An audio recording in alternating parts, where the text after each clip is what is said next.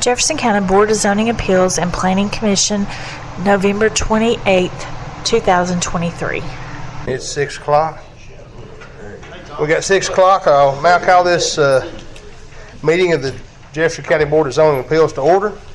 And Mr. Terry Reynolds, if you would you open us a word of prayer, please? I will. Father, we're so thankful for all this during this time of Thanksgiving, for all the blessings that you bestow upon us. We ask that you be with us as we go through this meeting, that you will lead and guide us as you see fit for the betterment of our county. We ask that you continue to be with us as we go and prosper, and that we put you first and foremost in our lives. In your Son's name, amen. Amen. Say the Pledge of Allegiance. Salute. Pledge. I pledge allegiance to the flag of the United States of America and to the republic for which it stands, one nation, under God, indivisible, with liberty and justice for all. Okay, we have everyone present tonight except Miss Sue Springfield.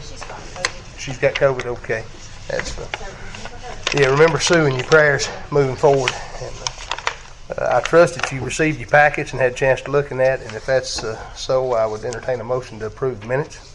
So moved. Have a proper motion. Do we have a second? Second. Second. Proper motion. Second. Do we have any discussion? All those in favor, let it be known by saying aye. Aye. All those opposed, motion passes. Do we have any citizens' input tonight for the Board of Zoning Appeals? I don't think so. I think this We got a regional planning and there's nothing left. Okay, we'll move on to the next item on the agenda. Appealing the decision of the zoning officer regarding a wrecker service in A1 property by Chris and Vicky Mash. Thank you. Do we have the Mashes here or anyone representing them? Okay. Yeah. Okay. Well, no, you're fine. I just don't want to. You're good.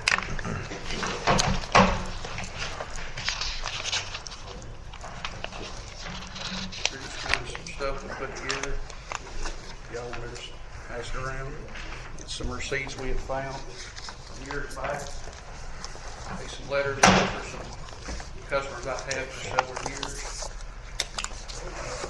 We've been this property at Kenny Long Wire Road since 1988, April 88. We built a shop there in 07. In 92, I worked at a plant and doing repossessions part-time. Then in 95, I left the plant. Then we went doing the towing and doing trucking, and we've been doing it ever since. I sold my road trucks and trailers about 2.5 years ago, and the towing is all we're doing now. And last 2.5 years, I've been averaging 20 cars a week doing towing. Had a discussion with Pop. He said I was grandfathered in, but I couldn't put a sign up, and I couldn't get on the state rotation list unless I went and got a lot. And I just don't agree with that. There's some receipts in there showing that we found, luckily, that we made copies of because the mice had been into them, and I didn't think y'all would want to handle that stuff. But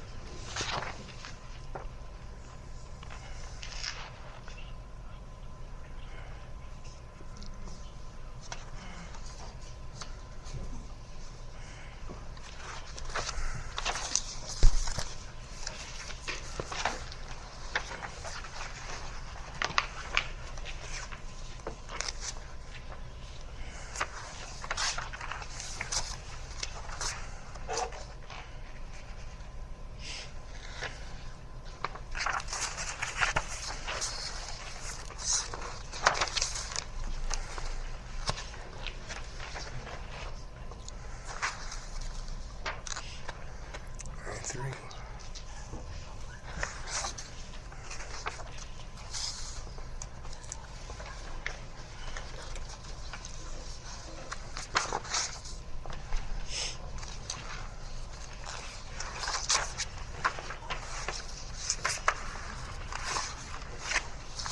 Okay.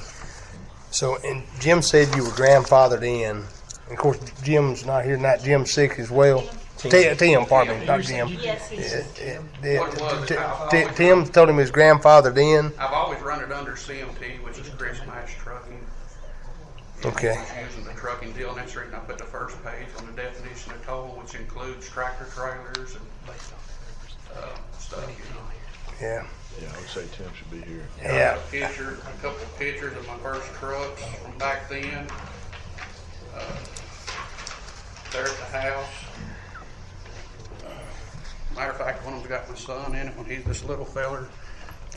Terry knows him, and you know he's 34 years old now.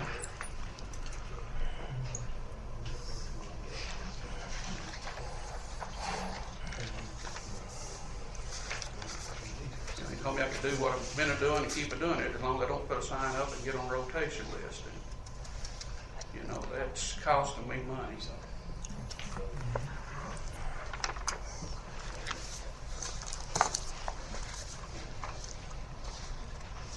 What is the pleasure of the board on this, and do you have any questions for Mr. Mash? I was looking in here from some of his receipts, and then he's got some in here. Looks like the latest one is like November of this year. Yeah, like I said, last 2.5 years, July. But there is some times in here where you didn't have any. Yeah, I mean, we just trying to find them to show them we've done it up prior to 98 and stuff, and that's one we just haven't found in an old storage unit. You know, we've hunted and looked and dug, and I mean, I really didn't think we had any receipts from back then, to be honest. No doubt we've got that information to see it. I do think in order to move forward with this, we need Tim here with us to have this conversation. I think we should, so we'll entertain a motion to postpone this to next month. Get a chance to get Tim held up if the board wishes to do so. Yeah, I'll make that motion. I feel like he would need to. I think he needs to see this same stuff that we've seen right here. Right. And I've got a thing here where back 2010, the tax office had sent me a thing where they'd done, where they'd seen I was leasing, purchasing equipment on, you know, to the address. I spoke with them, they told me disregard it. That was on the 22nd of 2010 at 1:30. I talked to Cynthia. She told me disregard that paper. But a lot of times back then, a lot of my stuff crossed across state lines. Right. You know. Just be sure and hang on to that information, and we have a proper motion right now. Do we have a second? I'll second. Okay, we have a proper motion, and second. Any more discussion on that? Okay, none being none, we'll vote. All those in favor, let me know by saying aye. Aye. All those opposed, motion passes. Yeah, just, you mind if we keep the package you give us, That's keep a copy of it for Tim? You all there. Like I said, we just found we have really worked trying to find this stuff. I've got copies of my insurance, showing my garage keepers and my towing insurance. We did have to this year when we went to a different insurance company. After all these years, we changed to a different company. We did have to change it to CMT towing, just for Insurance purposes. purposes. Okay. We'll pick this back up next month, if that's okay with you, and give him a chance to get healed up here, and we'll move forward with the 10. Okay? Back on the agenda then for. Yeah, get back on the agenda for January. Yeah. Thank you. Or December, actually. Thank you. That is the only item on the agenda for Board of Zoning Appeals, so entertain a motion to adjourn. So moved. Have a proper motion, Second. proper second, any discussion? All those in favor, let me know by saying aye. Aye. Board of Zoning Appeals is adjourned. Those pictures, if you can see Yes, sorry. Yes, sir. Thank you. No, you're good. Thank you, Doug. Appreciate that. Okay, all those together. Yeah.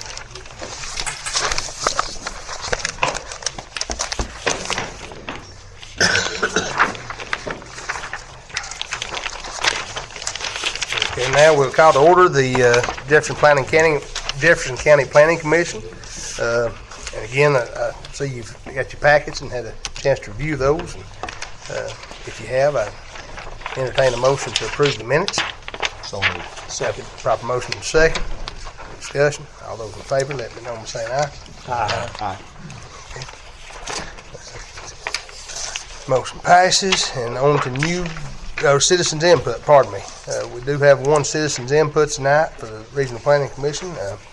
Miss Marion Knight, if you would come forward.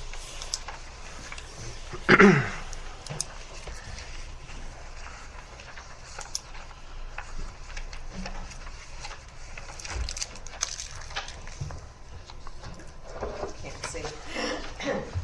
I'm Marion Knight, 440 West Main Street in Dandridge. I'm speaking today on several points. First, I ask you to support both the resolution allowing battery energy storage systems only in the I2 zone and also the resolution about special uses. Second is to ask you to please start looking at the contents of each zone to see if they're appropriate.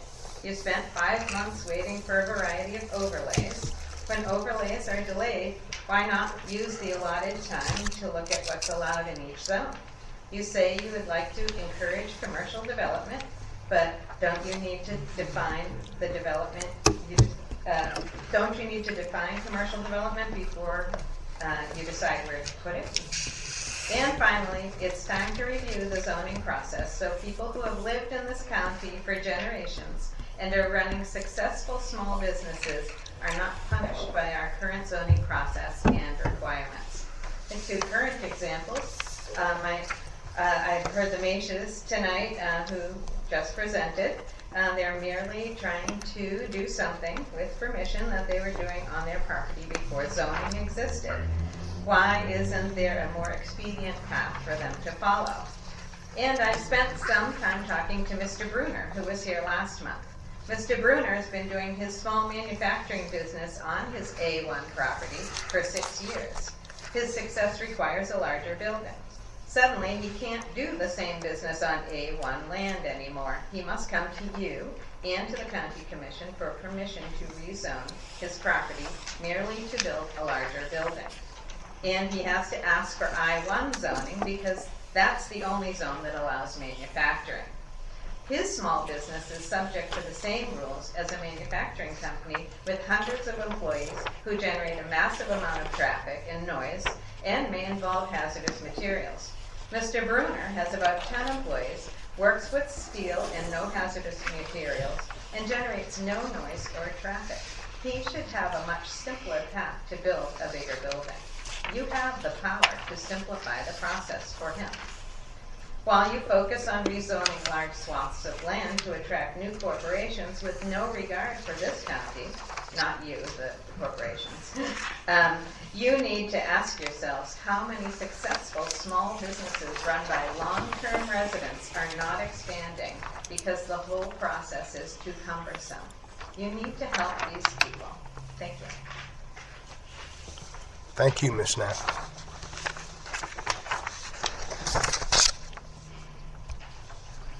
Okay, moving on to a new business.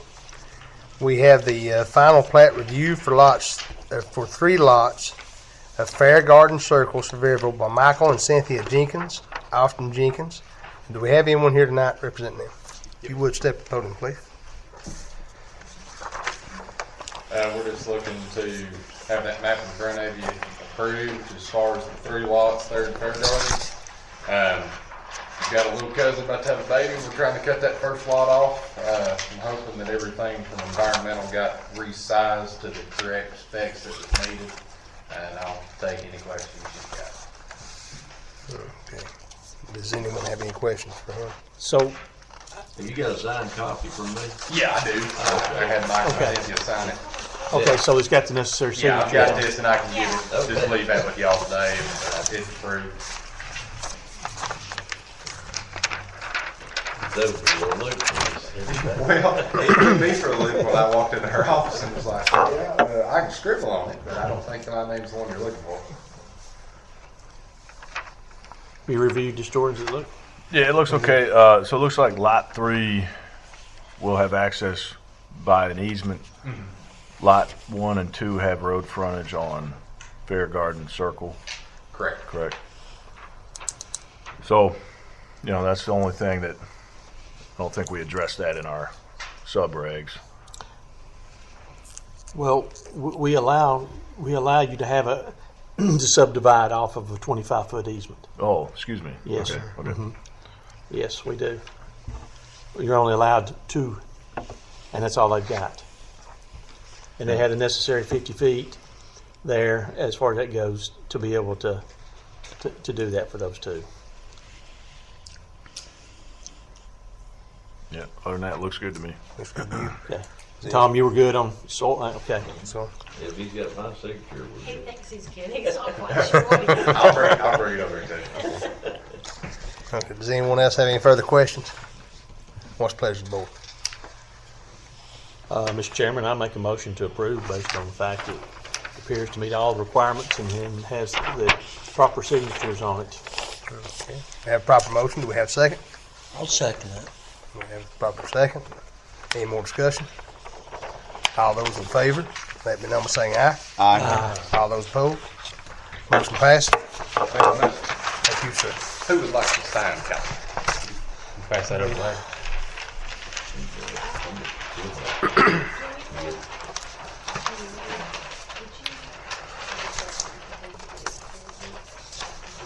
Okay, the next item on the agenda is a site plan review for Lakeside Getaway on Douglas, 1673 East Highway 2570 in Dandridge. Jason and Trina Messer. I brought y'all some bigger maps if you need them. Kind of hard to see some of those small ones, so I don't know how big. Got some bigger maps I got them here for you. I've got a colored 3D graphic, and then I've got the actual site plan as well. So. Okay.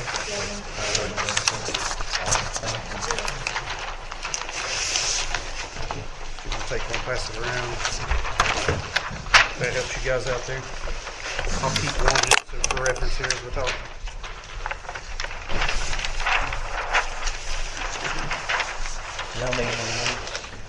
Yeah, pass it on.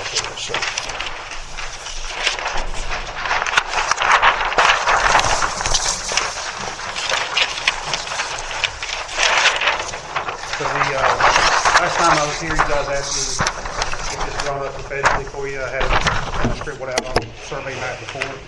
And so since the last 3 months, basically hunting down architects, working with Ken and Tom and everyone to get this hopefully set up the way you guys need it.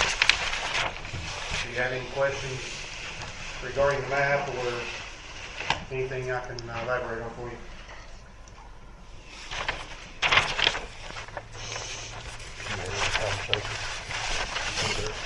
Well, I do know that your fire hydrant's going to work, so you're going to need a fire hydrant. Yeah, it's on the map. Okay. And the other question I had was, if I'm mistaken, I think off of our property lines, your pads are supposed to, I think you're supposed to have 50 foot. And I couldn't tell on here if that was the case. Yeah, I have over 50 foot on the property line. I think he's got his close on some of them, but Okay, I think okay. we'd have to take a ruler, but I think he's Yeah, I Okay. definitely have over 50 feet on the property. Okay. just looking at, especially the big one here. So he's got his bathhouse. As far as the environmental part, has that been reviewed? Yeah, we've already put in a system for, because of the primitive sites and everything, he was gonna put a bathhouse or bathroom and everything in, so we've already incorporated so much fill lines and everything for a bathroom and everything. Okay. Which he's going to convert that into the office, bathhouse, laundry. So we'll do a little bit more addition, and we're in that area that we have. And then you look, he's got a house over here as you come down from the highway over on the left. That you state he's got a house. He's got a system already in place in the house on the lower side. And then on the back side of the house, he's got his reserve out for that. Okay. Right there. He already has two systems in place. One of them will upgrade a little bit now that he's come back with this proposal here. And then the rest of the system we'll put tanks and a pump system in, and we'll be pumping up where it's got primary, sewer, and reserve area. That's where the system will be going. Okay. The sites.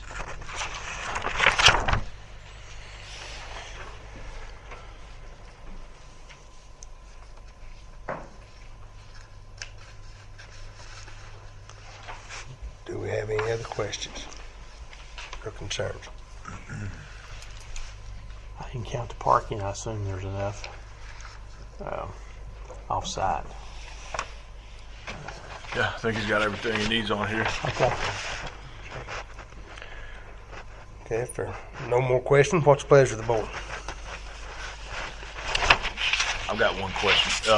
So you've got natural vegetation there now, don't you? So on some of the, so you're going to keep some of that and add some, or because I see you got landscaping on this graphic here, but as long as you, yeah, as long as you got. It's got natural habitat. There's woods on both sides. There's no houses on either side of the campground area.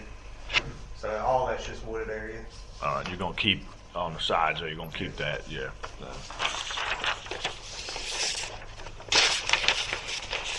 Any further questions?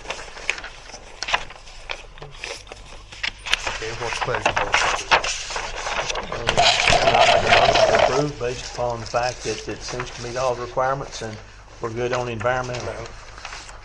I'll second that. Proper motion is second. Any more discussion? All those in favor, let me know by saying aye. Aye.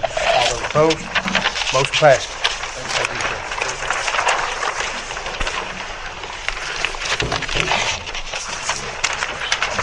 Okay, you right here. Y'all don't need these? Now, Pete, you want one of the big ones? Yeah, Stephanie like one of those big ones, please, if you don't mind. Okay. Yeah.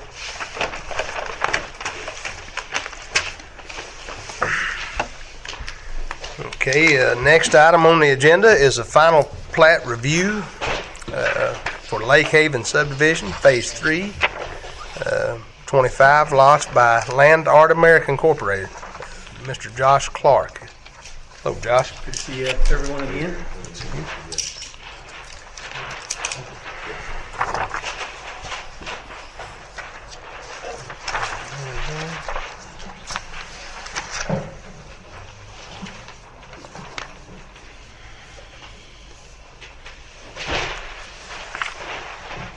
I didn't know Pop was sick.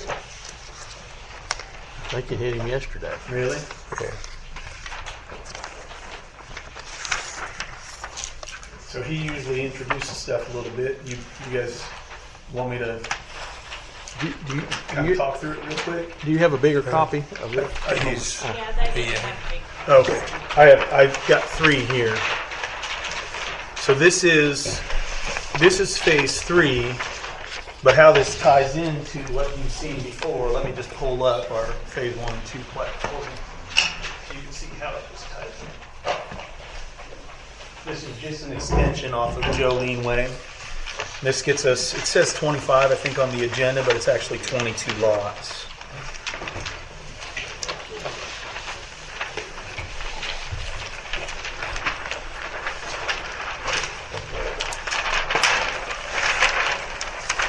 So this is phase 1 and 2 currently, and this was the original phase 1, and then this is phase 2.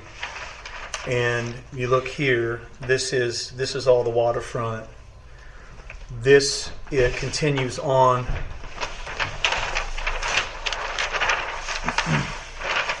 This continues on just like this. So you can see our shoreline here. So Jolene, and I think next on the agenda is the release of our paving bond for phase 1 and 2. So all the roads are done. Mr. Tipton's been out, signed off on the roads, and got letters in the packet, and all the paving's done for everything phase 1 and 2. So phase 3 simply takes on out Jolene and then cuts back here, and then we pick up 22 lots out to that point where our third well is currently. So what we're asking for is these 22 lots, the extension of Jolene Way. We have a letter from Adinas about our sewer capacity, and I'll go into as much detail as you want. Mr. Carter and I talked about it, and right now, well, I can go through that, but we have the sewer for these lots. There's a letter in here from Charlie saying that this road is cut in already. It's not to county spec yet, but that'd be a part of what we do. There's also a letter in here from Junior Hommel, who does all of our paving, with his bid to pave this extension, and then a letter from my insurance agent on the bonding company. I did not secure the bond, but saying that they'll bond me for this road, for the paving, with the approval. So that's why you have a packet. And what I'm asking for is approval with, for staff to sign when I bring the bond in. I just didn't secure it and pay the premium until we had the plat approved.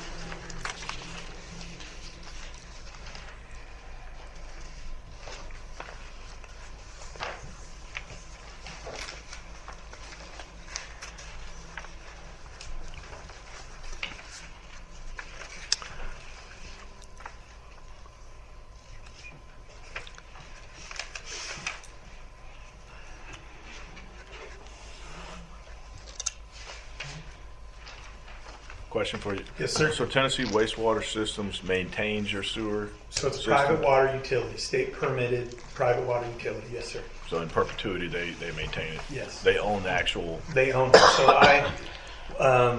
I provide the land, we do all the permitting, and they do all the permitting and the engineering, and then we build the plant. We build the infrastructure to the plant within 10 foot of the plant. They build the plant, and then we deed everything over to them at completion. I have that full set of plans. I'm not sure that you guys have ever looked at that, but I have those in the car if you're ever interested. I think Mr. Carter has a copy for sure. Yeah. Along with the as-built. When we did the revised phase 2, we put our, the county has the as-built for all of our infrastructure for water, sewer, and power.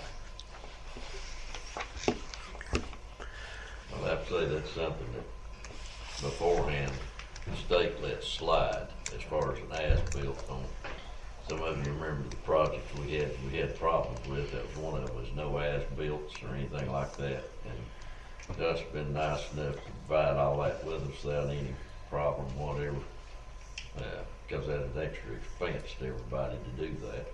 And but if anything goes wrong, as a county, they can come in here and look at our records or something's not there or whatever, and see what everything is, where everything's in place at. We talked about that on the battery plant and a couple of other things. When we're going through this thing, Jordan, don't we need to make that probably a part of our regulations from now on when we review all this stuff, is that we have a set of as-built on all this stuff? Yeah, I mean, it certainly wouldn't hurt. The state's got a lot more regulations with regard to private sewer systems now than they did before. So yeah, but I'm talking about the beyond the wastewater. I'm talking about the regular stuff, because Mr. Terry was talking about when we was talking about the battery thing.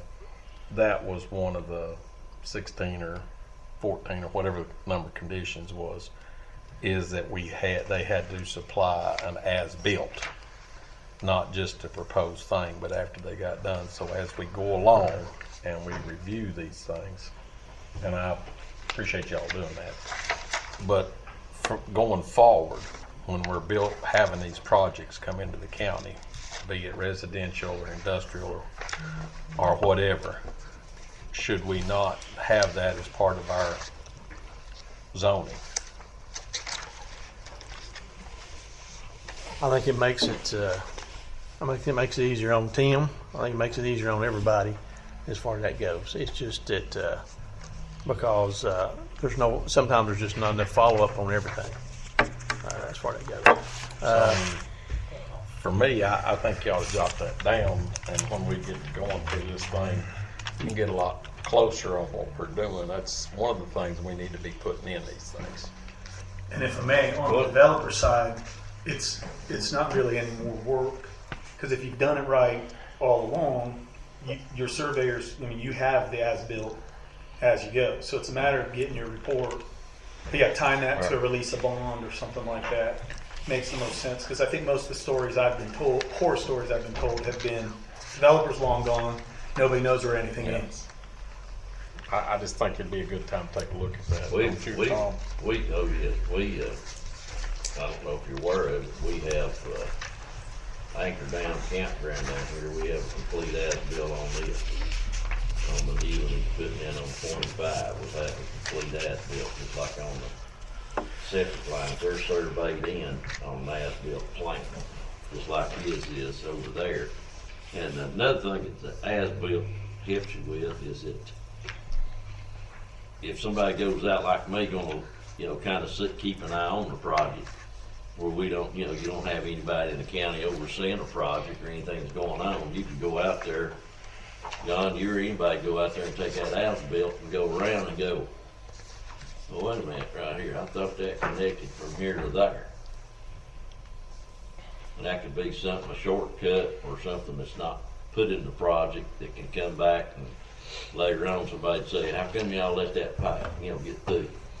And so it just gives you a little extra assurance to keep on everything that's going on in the county and how it's put in and how it's done. I think that ought to be one of the requirements going forward. I'll take a look, see, come up with something and bring it back for you all. All right. Do we have any other questions for Mr. Clark? Yeah.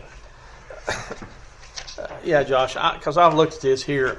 One of the things I would like to have seen is actually where the actual location is on this of the road bed, because we don't have any kind of street profile. Although I knew we have a letter in here saying, he says, I have no problem with the next road that is being built. Everything on it looks good. You may perceive a building of the next phase of the road, which I'm assuming that at this point in time that the grade work and everything is done, and the next phase would be your paving. Is that correct?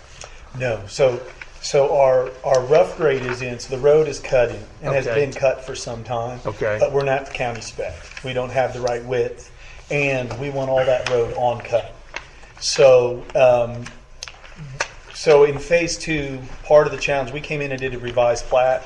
That's because we put the road in and then set the lots, right? Okay. And so this time around, we will, because we have our setbacks for parking. So Terry Romans will come out, he'll pin our corners, he'll mark our center of our road, and then we'll cut from there. So I don't want to do my final road until I have my final locations for my lots, because on these waterfront lots, we can't build below the 1007 per TVA. And so these lots, if you've been out to phase 2, you kind of see how our phase 2 road, Jolene, does this. That's because when it was originally cut in, they were really following. They started high, and they cut down, and if they hit rock, they just kept cutting. And so that road lowered.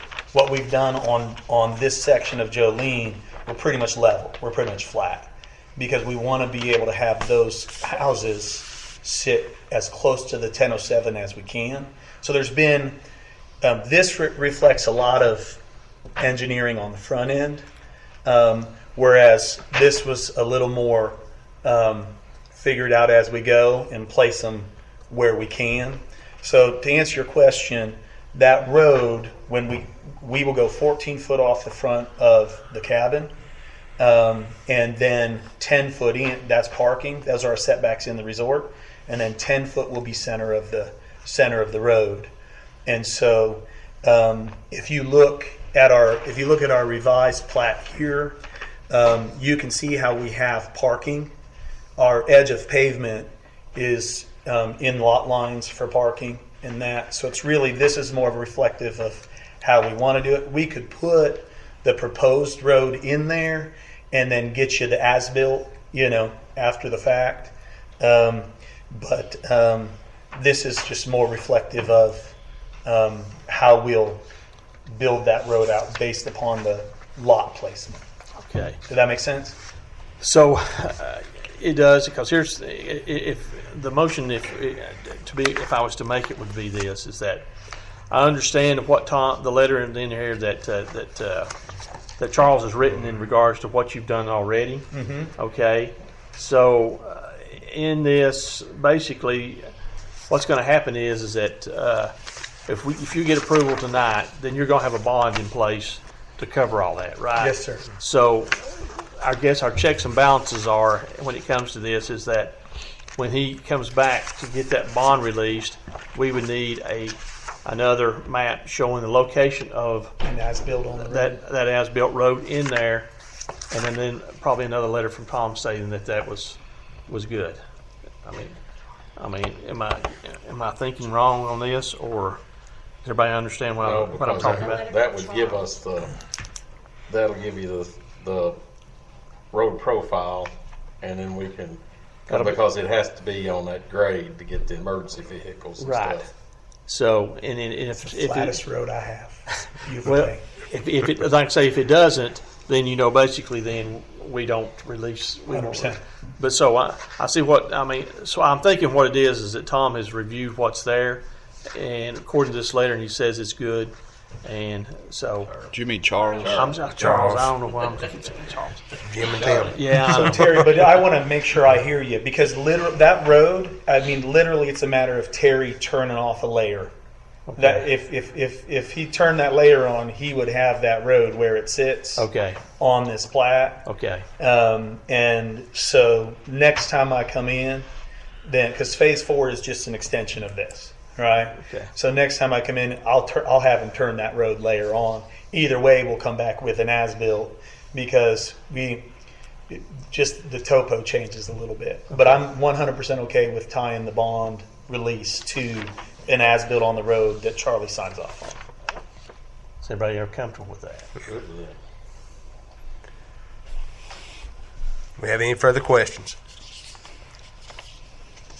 This is going to be this new one is a separate one. Is that correct? Yes, sir. Okay. So what I'm hoping for is to get my current bond released, and then we'll have a new bond. It'll be a 2-year performance bond, just like everything else. Sometimes people roll them, but I just wanted it to be clean. This is actually a preliminary plat for phase 3, though. It's a final plat for, it says final plat here, but it's actually a prelim. Just FYI. No, the intent was a final plat. That's what I had on there, was for a final. The final's supposed to be after the work's already done, though. Oh, no, but the bond. Putting the bond up. Gotcha. Okay. My bad. And I think I think we're right on that, correct? So if he puts the bond up for the improvements, Yeah. as far as it goes, which is the only improvement left to do, if the way I understand it, is the road. And the only way he would get his bond released is at that point in time, is if he comes in with a new road profile and it meets all the requirements. Am I correct, or am I wrong? Or That sounds fine. Yeah. Sounds okay, good. I'm thinking here if I've skipped anything. I don't. No, I think we're good. So, as far as, have you probably not run any power at all, have you, as of yet, until you get your road finished? Right. So what we'll do grade, and then we'll be all underground. Okay. Have you extended any of the water lines or the? My water and my sewer mains both tee right at the end. They both cap right here. But all my engineering is for both my water and my sewer is engineered to take me all the way out around another 68 cabins on this road. But you're not proposing to put up a bond for those improvements, No, correct? because it's already in place. Oh, So the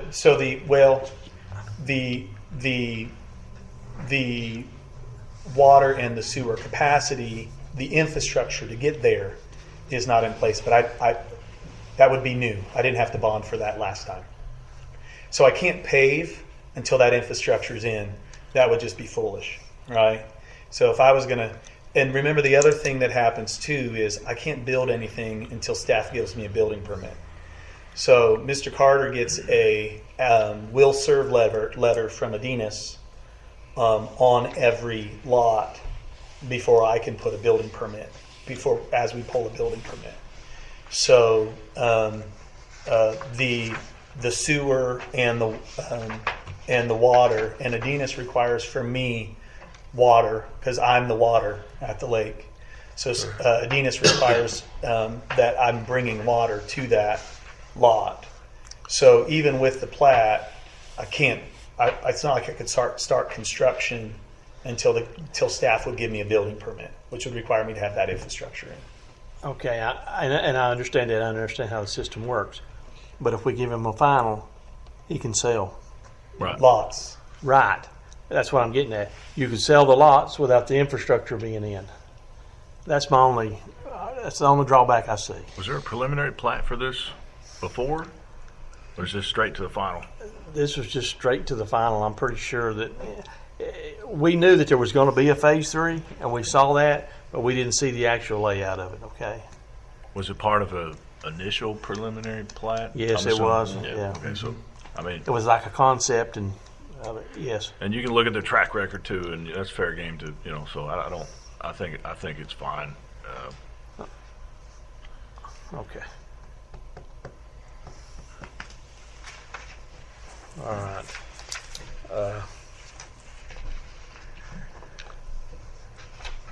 Any other questions? So can we do a preliminary instead of the final and either have that where they can do the water and sewer before we give the final, or include that in the bond to make sure we get all the infrastructure in? Yeah, he's got basically, I think, two choices. One is you can bond everything, or second, you can have everything in and done. So in this case here, we know we're going to get a bond on the road. All right, as far as that goes. And I'm not saying this in any kind of way, Josh. I just worry about You have to say it. If something were to go sideways, and we record this final plat, and then these people here were sitting here on their lots, and they didn't have their water or their sewage connected, then they're stuck. And that's what got us in trouble last time. So I feel good about getting the road in there as far as that goes. It's just I don't want to take any. I'm sure you probably got some of these are pretty nice lots, and you've got people that are already looking to purchase some of these. So I haven't marketed them at all. Okay. Our phase 1 and 2 buyers have first right at phase 3, and Okay. I get asked by the same couple. You didn't forget about that, did you? No, I would like to be able to sell lots, but we would sell lots contractually. I'm not looking to get myself in trouble with buyers, so we would sell lots with a time frame before we could build, and those things would need to be in to be able to build.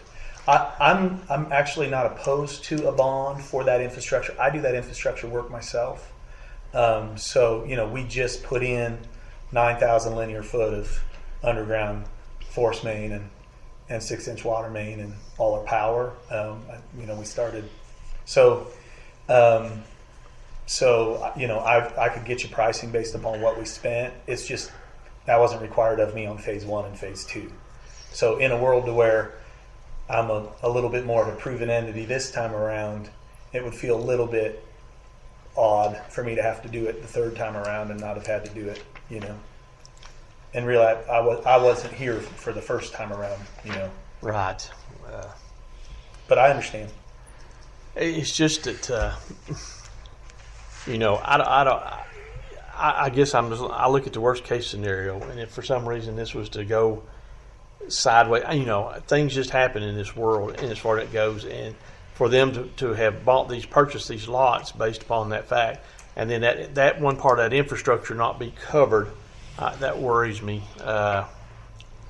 And I have no idea what kind of money we're looking at to run those two lines that would be necessary for the sewage and for the water. Well, and I don't think I admire what Josh and them's done down there. They've done it right from where it was. Let me say that up front. It's changed a lot. But we've got differences in the county in campgrounds. We've got a campground that's number 2 behind Disney World. And if everybody did it like they're doing it down there, or everybody did it like that campground, then we wouldn't have all these issues. So I don't want you to feel like it's a slide on you, but we're also creating a pattern for somebody else that comes. Sure. And if you were able to do that and didn't have to do it, then that's what they're going to say. Is, Sure. Look, them boys down there didn't have to do it. So I think we've got to be mindful of that as we go, because you don't want to get yourself in a situation where it has issues later on. So, that being said, if we were to require some sort of a bond as far as that goes, and like I say, once that's in, we'll release it. That's just, I don't know, that's where I'm at. I'd say it'd be better for you to just put it in a bond. Yeah. That way you can get a final approval next month or whatever, and start selling lots if you need it, rather than wait till you get it in. No, 100%. Yeah. Yep. That would be typically how it would be done. So.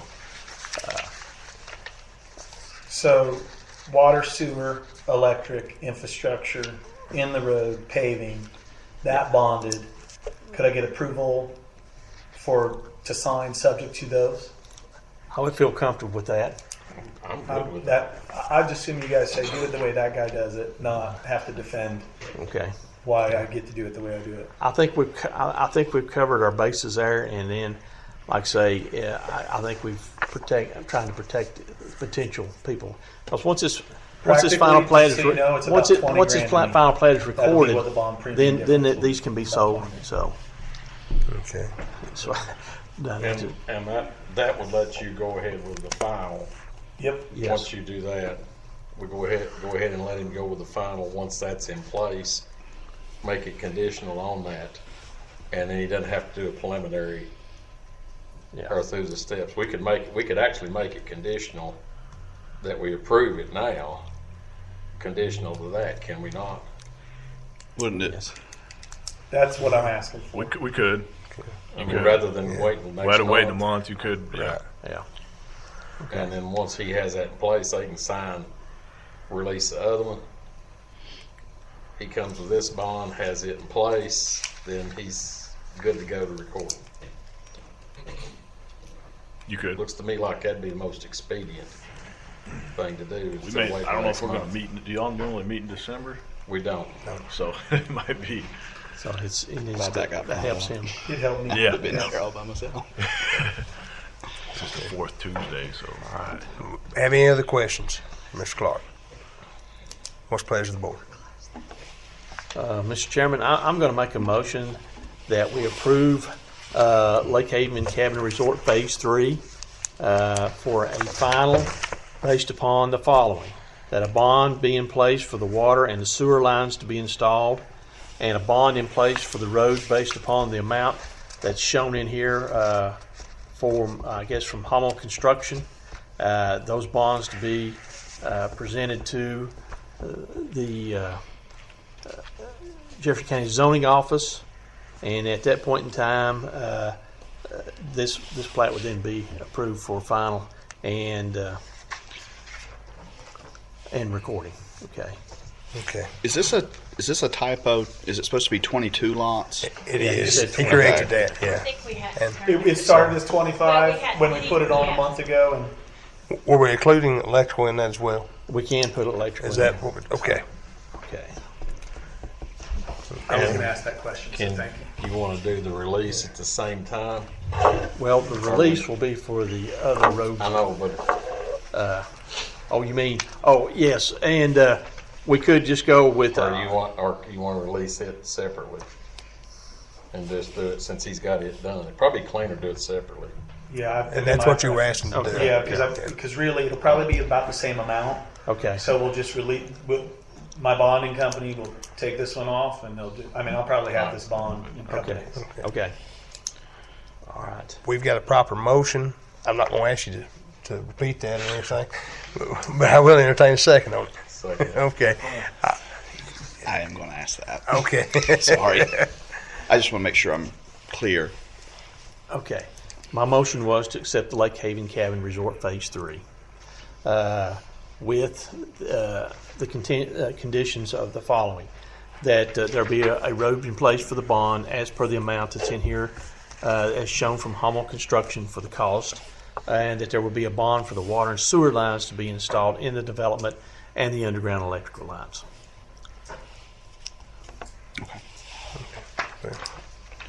We have proper motion and a second. Is there any more discussion? Being none, we'll vote. All those in favor, motion passes. Let me know by saying aye. Aye. All those opposed, motion passes. Thank you, sir. Next item on the agenda. Be release of bond number 2506162 for the paving of on-site roads in the sum of $593,751 for Lake Haven subdivision by Land Art America Incorporated. Mr. Josh Clark. Well, Second. proper motion second. All those in favor, let me know by saying aye. Aye. All those opposed, motion passes. Thank you, Mr. Clark. Appreciate you. Yes, sir. Okay, next item on the agenda, resolution amending the zoning resolution of Jefferson County, Tennessee regarding special uses and special use permits. Do we have anyone here tonight want to speak on that? I think we do.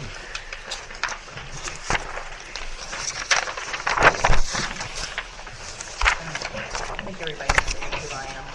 Kate Huffbaker, I'm County Commissioner for the First District. And I'm hoping that you have the resolution in your packet. Okay, so Jefferson County Commission approved resolution 2023-49, amending the zoning resolution to place campgrounds, RV parks, and travel trailer parks under special use permit. And I'm here asking you to take action as soon as possible for that. So a special use permit is a zoning tool that protects the integrity of the communities and the rights and values of the neighboring properties while providing flexibility to landowners and county governments, you all. Special use permits relate to uses that are allowed in specific zoning districts provided they meet certain conditions set out in ordinance resolution. Those conditions are generally related to avoiding adverse impact on the neighboring area. The intent of this request for revision is to allow nearby property owners to express concern and bring forth pertinent issues to prevent incompatible entities from locating beside one another and to help maintain the integrity of the zoning district. And I guess I should have said I sponsored that resolution. And the resolution was modeled after Wayne County's zoning document. So, I'll read the resolution. It creates a new section 912 for the zoning special uses, special use permits. This section of the regulations allows for the following special uses in any district as a special use approved by the Jefferson County Board of Zoning Appeals after public hearing, notification of adjacent and abutting property owners, and after review of such conditions as to operation, site development, signs, access, ingress, egress, infrastructure, safety, health, and time limit as may be deemed necessary in order that such use will not seriously or significantly injure the appropriate use of the neighboring property. and will conform to the general intent and purpose of this title and shall comply with the height and area regulations of the district in which they may be located, as well as any other regulations and sections in the zoning resolutions. Addressing such issues, A, campgrounds, RV parks, and travel trailer parks, and then you could put other entities there if you wanted. But that's what passed through the county commission. Judge Grunin, it went through him first before it came to us, and so now it's with you all. So essentially, it's kind of like a rezoning, but it doesn't come up back before the county commission. It goes to the Board of Zoning Appeals, and so you have, but you're notifying the budding property owners, and it gives the citizens an opportunity to express concern. How are you notifying? And Well, I have an example here. okay. And, I just well, asked Pop wasn't in his office. So these are examples from Roane County, what they do, which we don't have to do the same thing, but anyway, one here. you. And you're saying, when you're saying abutting property owners, you're saying the property owners that touch Yes. this property Yeah. and only them. Well, they would get the letters. Okay, so do they have But to, anybody could come to the public. I understand, but do we sign it? Well, you I would mean, have, do we do like we normally do for rezonement, or what are the, you place a sign on the property like a regular rezonement. And this is on front and back. So on one side, this is just one of their examples. So this was who they had to contact, and this is the letter they mailed them. And then if you have an abutting property, you can mark oppose or you don't oppose and mail it back in, or you could come to the public hearing. Which person? so on the thing, you've got to, what are the other requirements that this thing, and I know it says notification, but what requirements are you following, Katie, to do for that on notification? Sign on the property, public notice in the paper, yes or no? Essentially, what we do for rezone, they do this for their rezoning too. If they rezone, the abutting property owners get a letter like this, and they get re-notified. So if you're going A1 to C whatever, they do the same process. So for special use permits, you mark it like a rezone. Certified letter or regular mail? I could ask them. I don't know. Okay. But the intent is you're letting people know. And I understand the intent, I'm just trying to get the mechanics down. Yeah, so I just asked them for a couple letters there, and then I also, but she didn't send it until today, because I thought it was in another email, but I have a copy of the permit application too, but I didn't get it printed because I didn't have it when I could get it printed.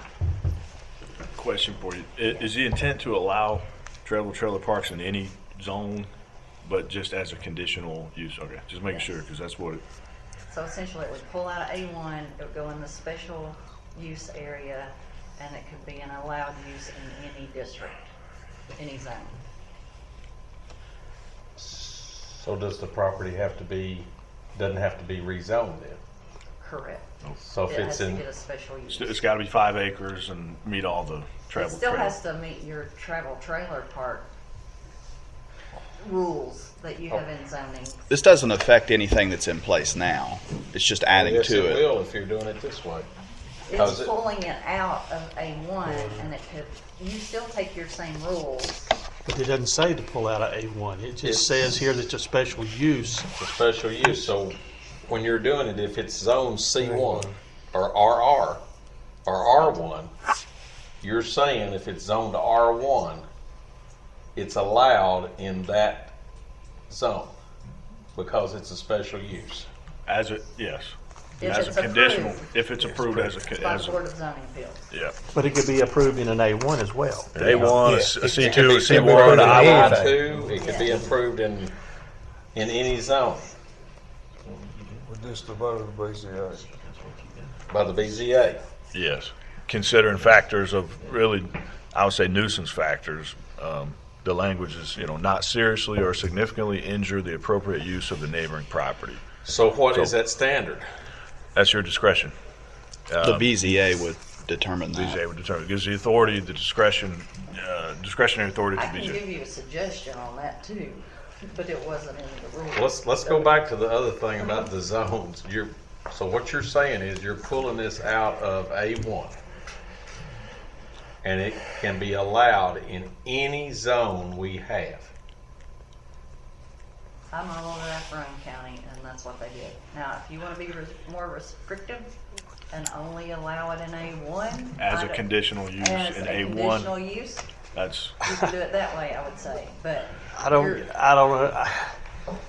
I guess, Katie, I understand what you want to do, but I think you're creating a bigger problem. And the reason I say this is that if we go in here and we say, okay, RV parks are going to be a special use, and which means then we're saying that they can go in any zone that we have. And then when somebody comes in and wants to do one, then the Board of Zoning Appeals says, okay, you can. And no matter what the zone is. And I think it needs to be more restrictive than that. I don't think you should say that it can go in every zone. Do you think it should just stay in A1? Well, no, I think it could go in R1. I think it could go in C1, C2, because it's sort of like a business as far as it goes. But I don't think it needs to just be in a purely residential zone. Well, can you do this? And what you're telling me is that you're saying it could be in that, okay? But I really don't want to go down that path as far as that goes, and because I don't want anything to. I just don't feel comfortable putting that in an R1 zone. But the BZA would still have discretion over it. Yeah, on the one hand, I understand that. On paper, But it's more flexible, but also more restrictive. Yeah, But you could, okay. So here's the thing. So if we go through this process and somebody comes into us and they said, I got A1, this is property zone R1, and I am here and I've sent my letters out to property owners, I've got no response back at all. Okay? So does that mean it's okay?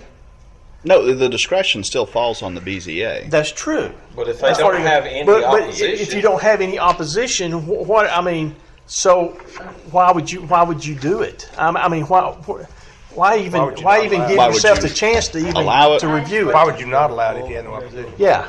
See what I'm saying? I just don't think. I think it needs to be limited to certain zones, but I don't think it needs to be in a residential zone. So can we do that? Can we say only in A1, whatever you said? Like, just limit it to the zone?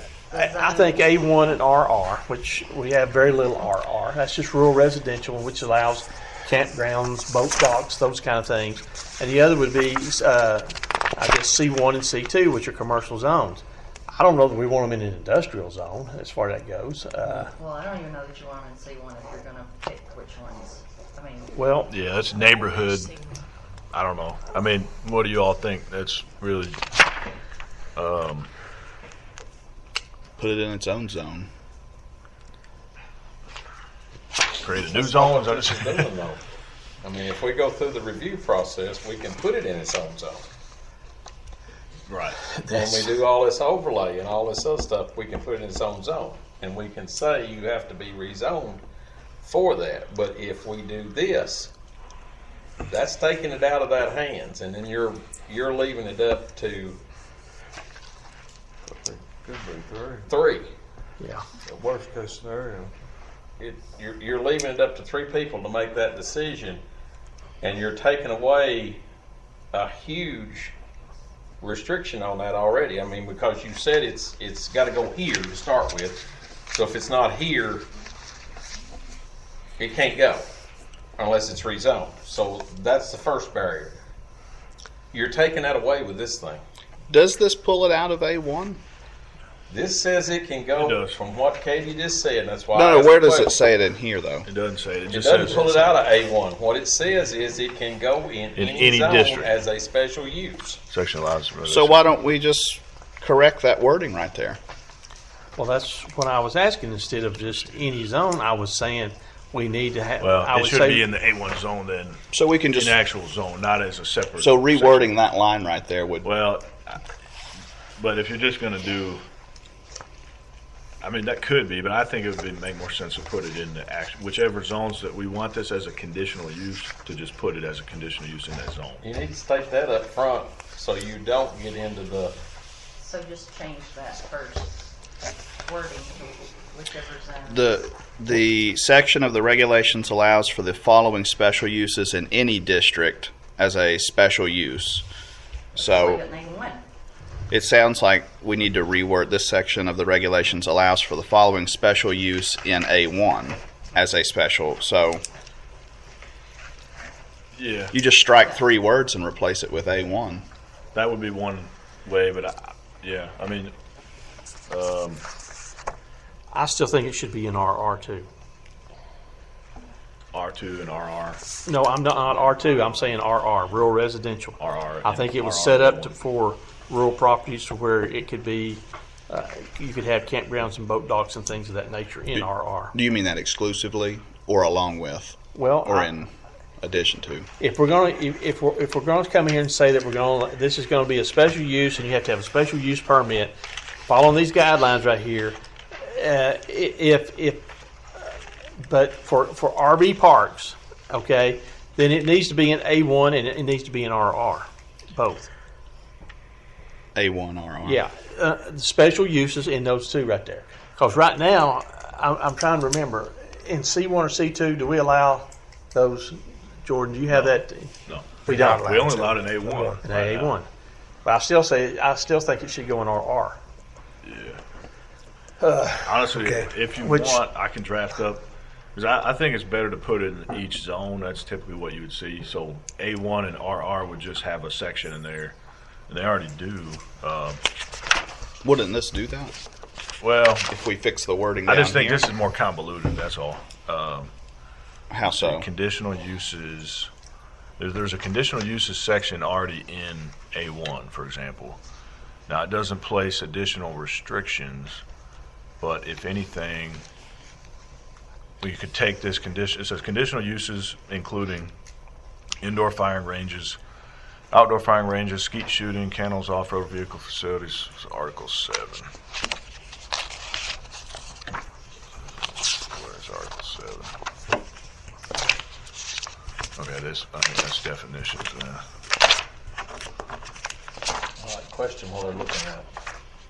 You said you had something you could define not seriously and significant injury. Yes, define that. Define that. I think that falls on the BZA. Yeah, it gives you all some We covered discretion, that. which is okay, because that's kind of what. And I understand that, but I'd like to hear what we're talking about.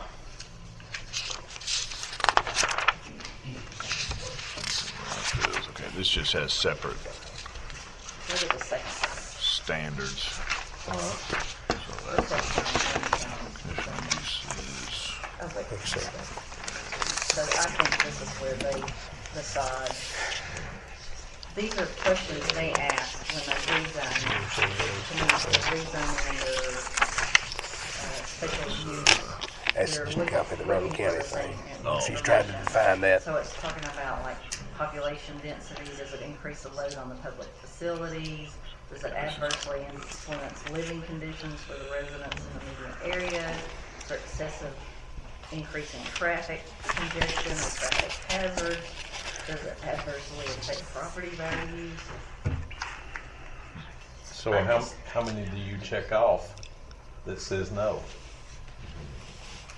Well, I would like to think if you know the roads are going to cause accidents at the entrance, that would be proceed one.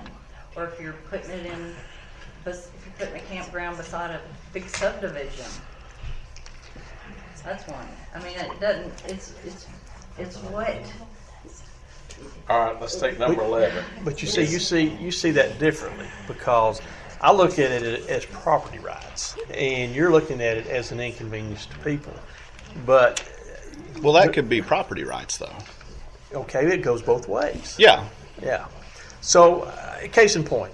So you have a development and it comes in, okay, and you've got housing there. All right. So you have a tract of land that's beside of it that's zoned something different as far as that goes, and there's allowed uses in that zone. Okay.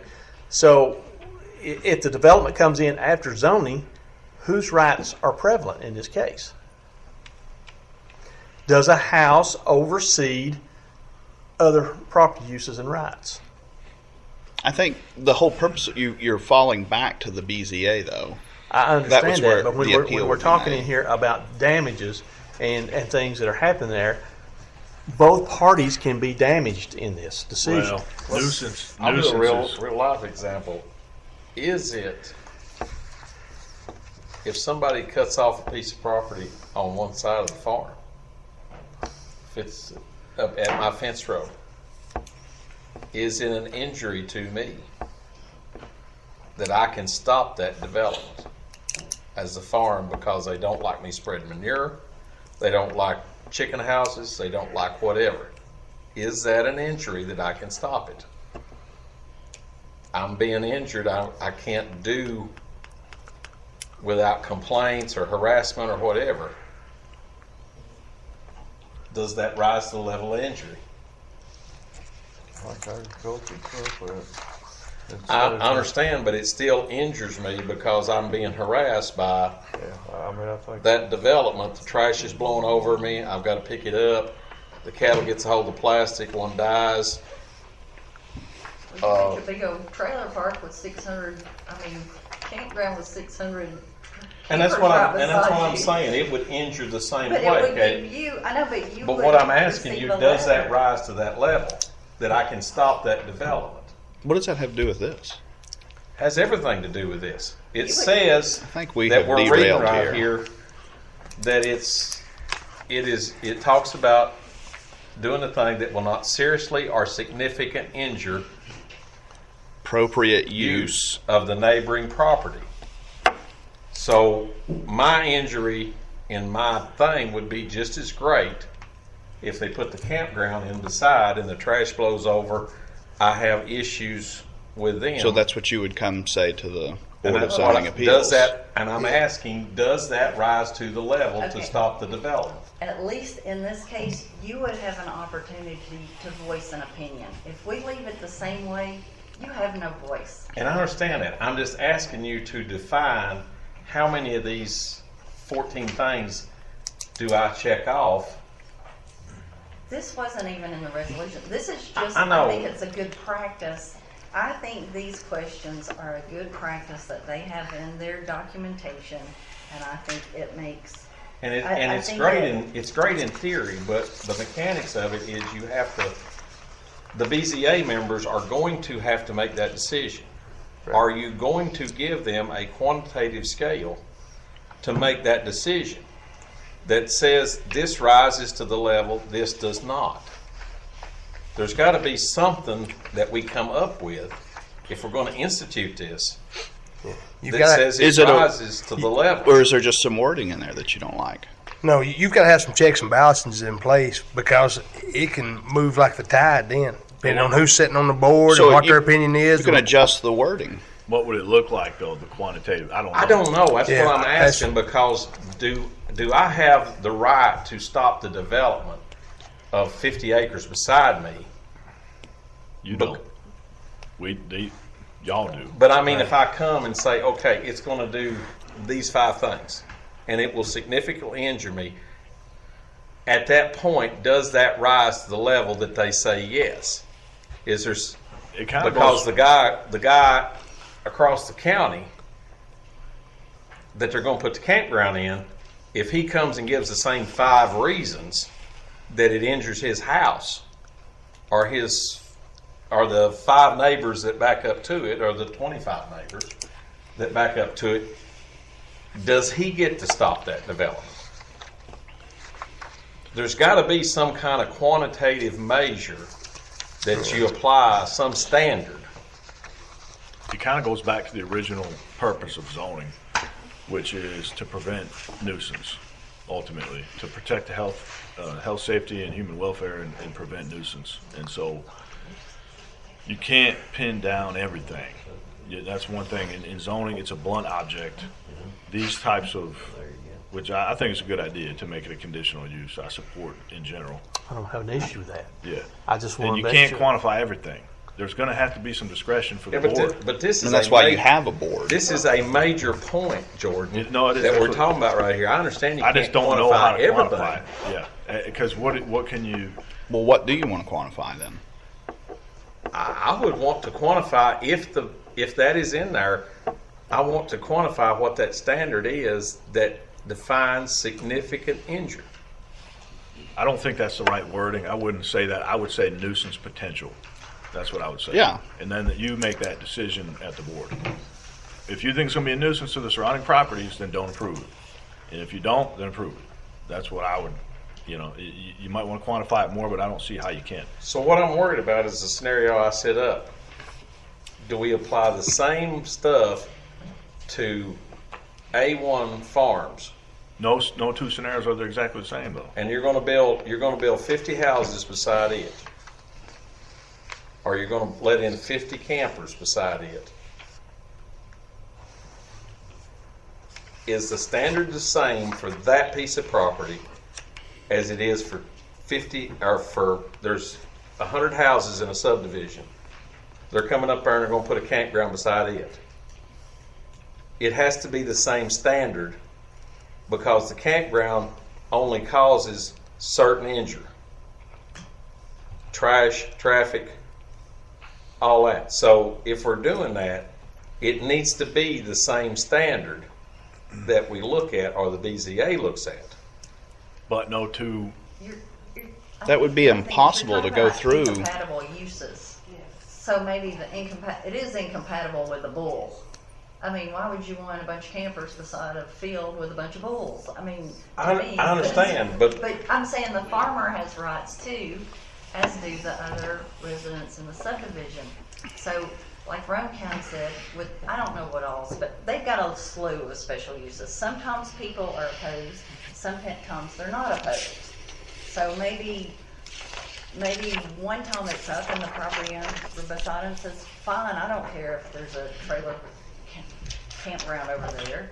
And then the next time, well, it's against your property and you don't want the campground. So there could be damage to you, and the Board of Zoning Appeals needs to listen, I would think, to what the citizens. And you're providing the citizens an opportunity to come speak on that. And here's another point.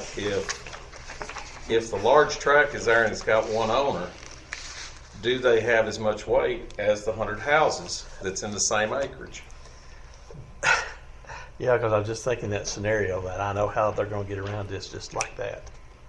Well, I do too, but because what you've got is you're saying the adjoining property owners need to be notified, correct? Okay.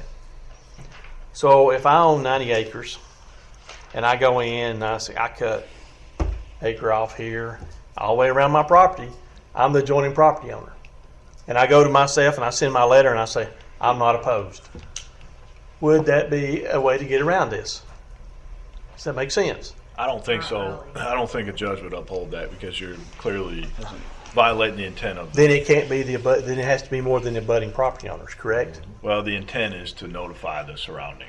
No, it said in here to notify the people that abutted up against the property. The letter. So that was the next question because that's when John Neal brought up the pertinent question. How many people need to be notified? And you said just the ones that adjoin. If that's the case and somebody did it and to get around it, as far as that goes, somebody could come in there and around their property or whatever and get around this. Some of them say within all the properties within a quarter mile or 200 feet, or there's different. You're still notifying the public and having a. What if there's just one? Hearing. What is it? Yeah. But what I'm asking is, if there's only one adjoining landowner, does that landowner have as much sway That's up to the, again, that's up to the It's BZA. subjective. That is subjective All the because- questions you're asking So they're would go to gonna the say- BZA. Y'all will be There making was said 100. He may have more sway. He may have more sway. If he's a big wig, he may have more sway. So Just saying. here's my question. So as part of yours, that you want something to this nature here to send back to the Board of Zoning Appeals that's been sent out showing that they've been verified, that they've been notified. Is this part of this here, you think? Yeah. Okay. So they would do that, and then adjacent, adjoining to the property, all those owners would have something sent to them, and then in a set amount of time, they would have to send these back showing that. And then if they don't send it back, then we're saying they don't oppose, or you don't know. Well, if they No, don't no, show they- up to the public meeting and they don't send it back, that was their opportunity. Okay. They're supposed Okay, to let me send ask it you another back. question when you brought that up. Oh, If the adjoining landowners do not I've never oppose, seen nothing like this. Wow. and somebody from, let's I say, don't agree with this. let's say somebody from Black Oak, over there on the far side, backside Jefferson City Lake, they don't oppose it. But 50 people from Parrots Chapel come in there. I don't know why Parrots Chapel would be over in I Black don't Oak. I don't I've got know, a point but opinion on what I'm that. asking you Has is, that ever happened? yes, Yes. Okay. yes, Not more than you know. not particularly Parrots Chapel, but Regarding people- a campground. not regarding a camp. You're not doing a campground on here. You're setting a form up for something just like what we talked about, Mr. Josh, and then we're setting a formula up for more things to come into this thing, into special uses, and there's going to be. But if you do this, then do people that have no connection to that, other than they just live in the county, do they have the same sway as the adjoining landowner? All these questions go back to the BZA. You're hammering Katie. I think No, it's They go to the No, BZA. it's the same with the rezoning through county commission.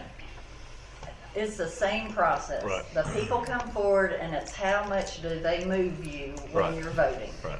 So Now, do you I will believe say- what they're saying? Do you believe it's negatively affecting you? You make the decision on This county is an commission example. for a There's- rezone. yeah, I This mean, isn't tied to this. research it and you try to do what's best for the citizens in the area. I mean, I actually this- don't agree with this form here that Rome's got asking if they oppose or don't oppose, because what if one of them oppose? What if two of them? What if all of them? That doesn't mean that they can't do it. Sometimes adjoining property owners don't like what their neighbor's doing, but it's not a nuisance. It doesn't rise to the level of being a nuisance. You don't get to stop That's it. why I'm asking the Yeah, questions. I don't I'm like how asking. they've got this. Because I realize what I this was has saying. nothing This to do goes with back this. to the No, DGA, but it is that's up just- to yeah. us as a planning commission to set this standard. It's not the BZA that's setting the standard. The BZA is just going to apply the standard. Is that not correct? Yeah. Yes. All right. So if it only applies the standard, then it's up to us to have the standard that they apply. That's well, I correct. think some of those questions, I think the Yeah. questions are really good. Whether or not That's you the want standard. to use all the questions or part of the questions, I You don't gotta know. weigh 'em. You gotta weigh 'em. I just thought that it was much better than what we're currently doing. And I like how I'm we're doing not this. taking exception with that. What I'm is how many of those questions do I have to check yes or no before the BZA says that it can be done or not be done? It might just be one. If you have an inappropriate access and you know it's not appropriate for the All right. development. Let me ask you then about that one then. Yes. What if the state approves that access? I can tell you, if you're A1, you are automatically in for a campground in our county right now. But the There state, is no way but the to stop state it. has approved or not approved the access to that proposed site. It doesn't mean you have to approve It them. doesn't- I understand. you don't- It gives you a way. But how do I know that it's not an Just approved A1. access if the state has given their Most of the blessing? counties zoned A1, so This is what I'm asking. most of the property that would. If the I don't think state, they give their Do they give their blessing before Did- it goes up or after? They can't give their blessing until it actually comes in and is approved. Yes. Although they will give an opinion to a certain extent as far as that goes. So I'm asking, but they won't give their blessing until it's how do I know that? Yeah, they could build their road, but they can't put anything in the development, so they'd be wasting their money to build a driveway into nothing. So they're not going to do anything until they get this permit. They don't get a permit, they're not Okay. going to put the business. But here's the in. thing. Okay, everybody hold up a Doesn't matter minute. what's on that. Everybody hold up for just a second. Terry's wanted the floor for just a little while. Terry, it's yours. I'm going to say the way we can cover that is if it comes in and we look there and we have questions regarding the access, then we could say we can make it subject to, if it's on a state highway, that yes, this will be approved subject to State of Tennessee Department of Transportation saying that they have a legal means of ingress and egress. But currently, they'll always give it. If it's, what I was told, if it's allowed in your zoning by state law, they have to give it. So they're never not going to allow it if you say it's allowed in your zoning. Well, but we're not professional road engineers, Katie. So, basically as far as that goes, if they come and we're based on their opinion, and they are, and they tell us that it's safe, then who are we to say you don't know what you're talking about? That's where, just think about if you were sitting there, you were having to make those decisions. Entrance. Do what now? A standard entrance. You're right here, bud. Well, we have guidelines of what your entrance has to be, as far as that goes. But we only cover once you cut on your property line. Everything else is always covered by either what the county says or whoever has control of that highway. I think we need the special use. Okay, I'm there. I just want to make sure that when I get there, and I'm sitting down with people and I'm discussing this, and they're going to ask me pertinent questions, that I have good answers for them. I just feel like that's the only fair thing to do. But the other thing is that I know you're wanting this passed, but it sort of upsets me that you only put one item in there, and that was campgrounds, RV parks, and travel trailer parks. But yet there are other things in there that need special uses and permits. It was just a start. You could put Okay. anything in there. I know, but that was here because That's why it's we A. discussed that and we said we've got others that we want to go in there as well. So, okay. A1 has a handful of things that are conditional uses, but we don't have some of them have additional standards in Article 7, but you could certainly also add a few to RR, or maybe we should. So, It was, the intent was not to just focus, just to have travel trailer parks in there. That was not the intent. The intent was start with travel trailer parks. We know it's a problem. Multiple people are upset about it. Commissioners are concerned about it. So let's start the process and get it in there. If you want to add battery energy storage systems, or what are those chip things called where they put the Bitcoin. yes, crypto Crypto mining. I think that's We've done taken that. care of. Whatever, Don't we, you Miss know. Mary? Yeah. So I got one for that. But I agree with you, Terry. I think it should just be A1 and RR Yes. is better. That's better. And if you want to use part of the questions, I just put them in there as reference because I thought they were good. Okay. Well, with looking at changing that wording, do you have the authority here tonight to amend what you brought before us? Well, I think what you do is you approve it with this amendment and send it back to us. This was sent by the commission. Back by the commission, so Yeah. we can amend what they're sending? I would. What do you think, Carl? Yeah, sure. Yeah. Okay.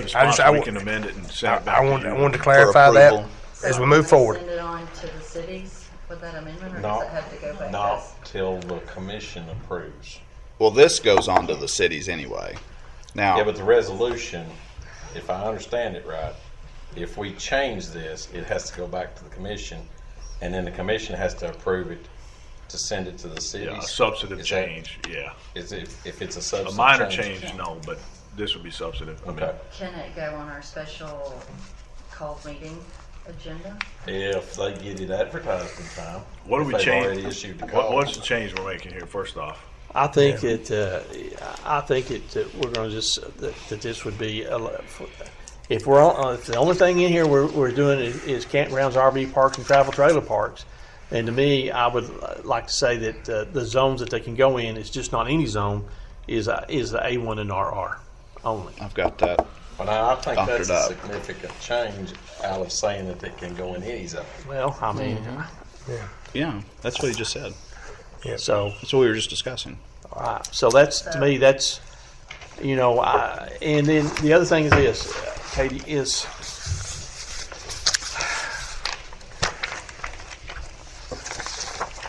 this part here.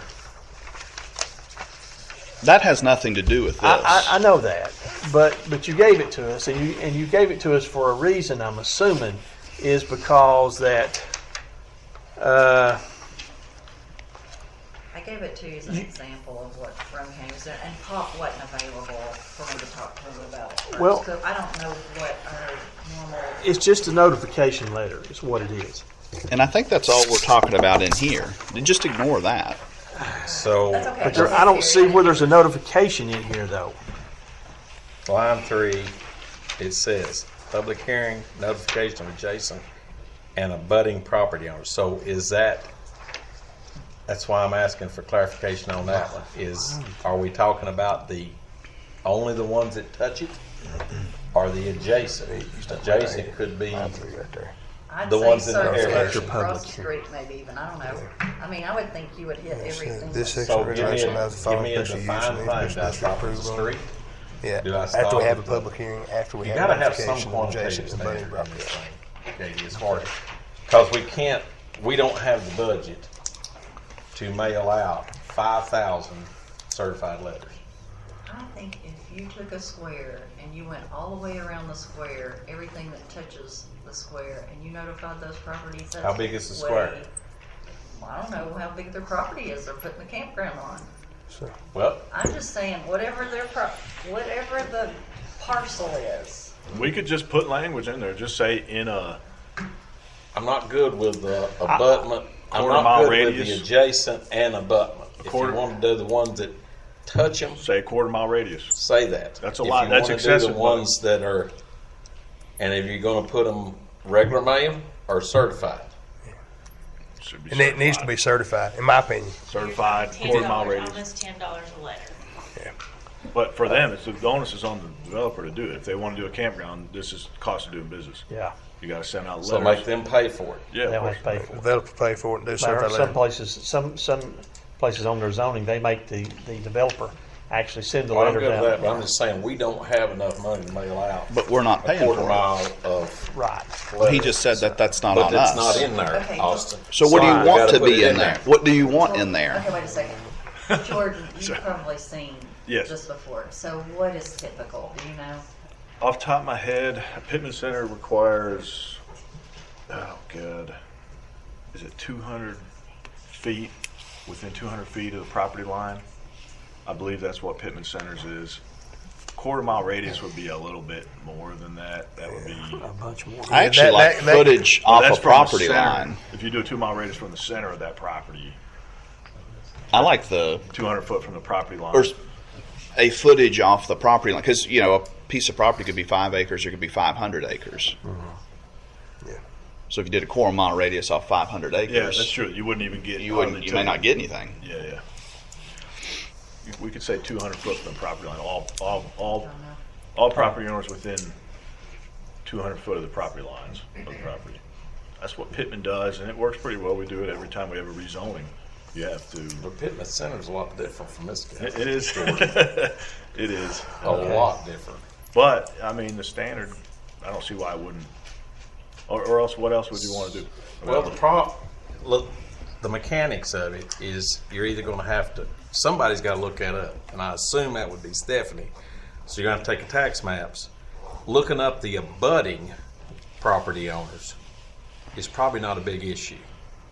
Right. Looking up, scaling out 200 feet, all of this other stuff, and picking up every property owner and making sure you don't miss one. It's the cost of doing business. If you want to do a campground in Jefferson County, you got to do it. So her time would get billed to the is her developer. time being billed for She's that? not doing anything. Or is that I the don't understand. developer? Oh, that's on them. That's on them. Okay. All right. I don't care then. Notify the whole county. Well, I'm just saying it's the cost of doing business. They're going to make a lot of money from doing a campground here. Well, I've already written something down. Do you want it changed to the whole county? You can notify the whole county if they're paying for it. If we're having to pay for Well, the that wouldn't be taxes, reasonable. we need Stephanie's time. She's only got so much that she gets paid for.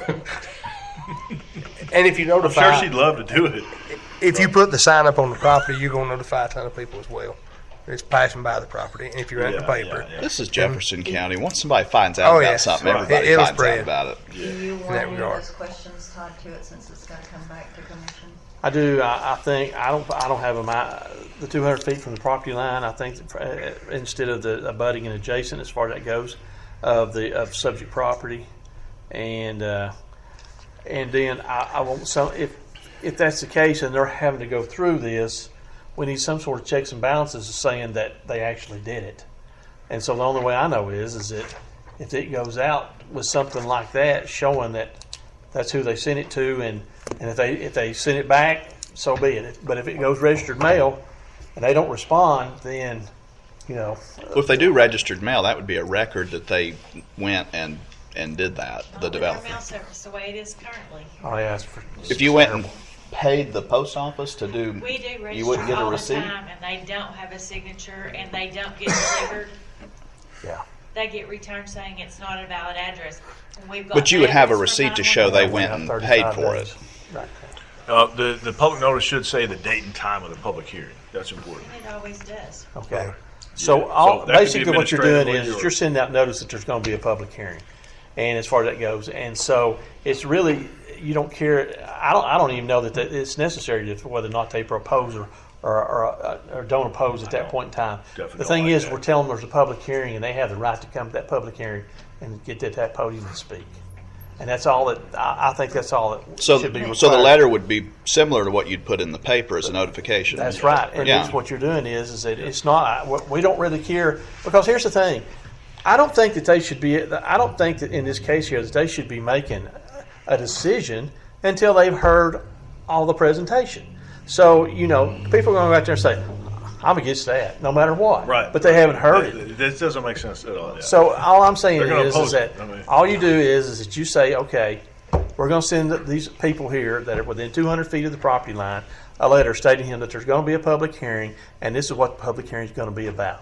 If they decide to show up, then so be it. They have the opportunity to speak just like anybody else. I don't know if that letter has this on there, but could you make a statement like if you have any questions or concerns, you may also contact and give like.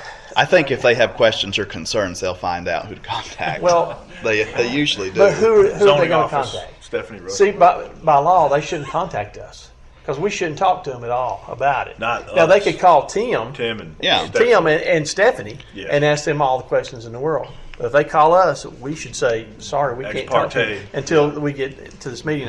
I'm just saying that, and they probably will have questions, but they'll have an opportunity to stand here and speak and ask those questions. And it won't necessarily be because it is a public hearing. I guess we'll be able to speak back or not and answer their questions. If you want, yeah. Yeah. We've done that in commission. That would be up to the. Now the BZA is the one holding They this are. public hearing. Is this right? That's correct. So it's not the planning commission. So the BZA would have the developer there to answer the questions. I assume it wouldn't be the BZA answering the questions. Well, either depending on where the questions are. Unless it was a technical question Right. that neither one of them had an answer to, and we did. Okay.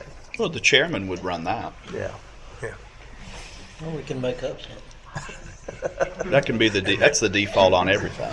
That's an Just option make too, something Chair. up. Yeah. Okay, so See, what the other issue- language are we looking at? Oh, sorry, Jordan. Sorry, man. No, you go ahead. The only thing the issue with doing a different section is you're saying, okay, we're going to allow, this section of regulations allows for the following special uses in the A1 and RR district. So the Trailers. RR's got to go back before the cities too, correct? Yes. But then you can't really change this to add others, like, 'cause your Only first if sentence they're- already says A1 and RR, so You could only have them in those two, right, is what you're yeah, saying. you couldn't really add, unless you wanted to allow other special exceptions only in those two zones, but So I would put them in each zone. Put to them avoid over there, campgrounds, RV parks, and travel trails to be allowed in A1 and RR. You'd put the language over there, wouldn't you? In those zones, yes. Yeah, but As I'm a- talking about on this resolution. Wouldn't this resolution do that? No, this creates a new section 9.12. So you're saying strike out the new section too, Yes. when you send it back to county commission? Strike out the 9.12, and you'd have to change the language a little bit too. I'm just trying to think here. A1, you just add a section to A1. It's already got conditional uses, so you would.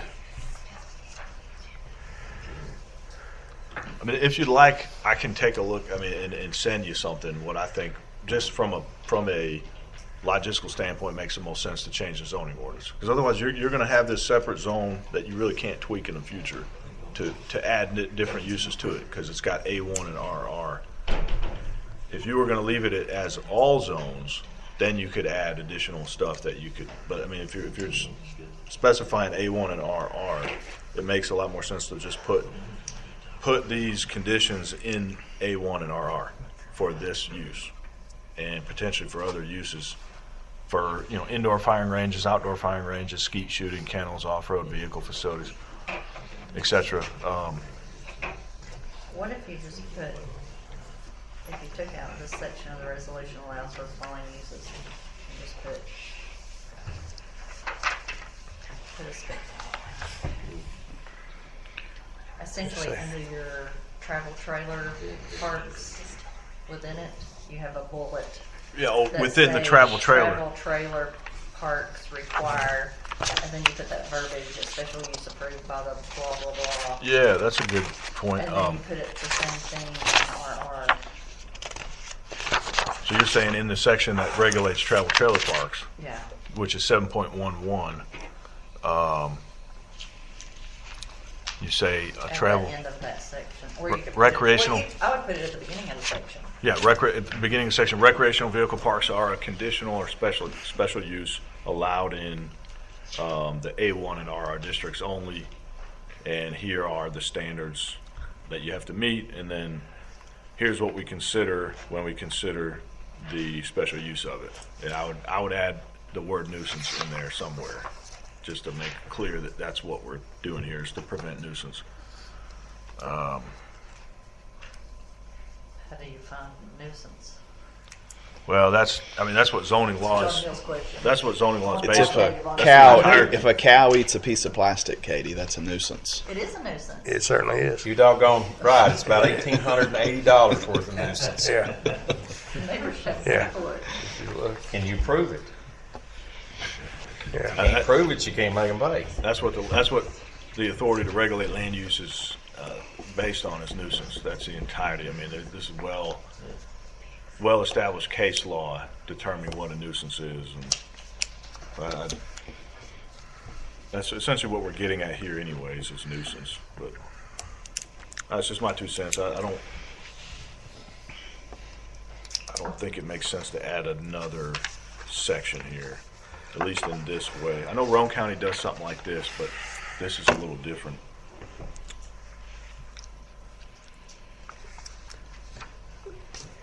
So we're not looking at doing a resolution. We're looking at changing the zoning. And that's veered completely off from where we started tonight. Yeah. And we don't need to go in and go to changing zoning until we open it all up. What's in front of us is It's a resolution. Yeah. And we're completely run off from that. Yeah. Because from what Jordan's saying, he's recommending not to put it in a resolution like this. I mean, you could do a stopgap. This could be a stopgap in the interim to create. So we could do that, just with the understanding that that's what we're doing. But in the long run, we'll have to just change the A1 and RR section, or change the travel trailer section to. Usually, it would go in the zone. So where are you going to put the language that says this is null and void? You just strike through it. After we do the You just the rezoning. You'd either leave issues. it in there and it's redundant, or you just strike it out when you change those zones. But in the interim, we could pass this with those changes as a stopgap measure until, if y'all don't want to change the zoning. But either way, you're gonna have to go before all the planning commissions. I mean, it's the same process to do.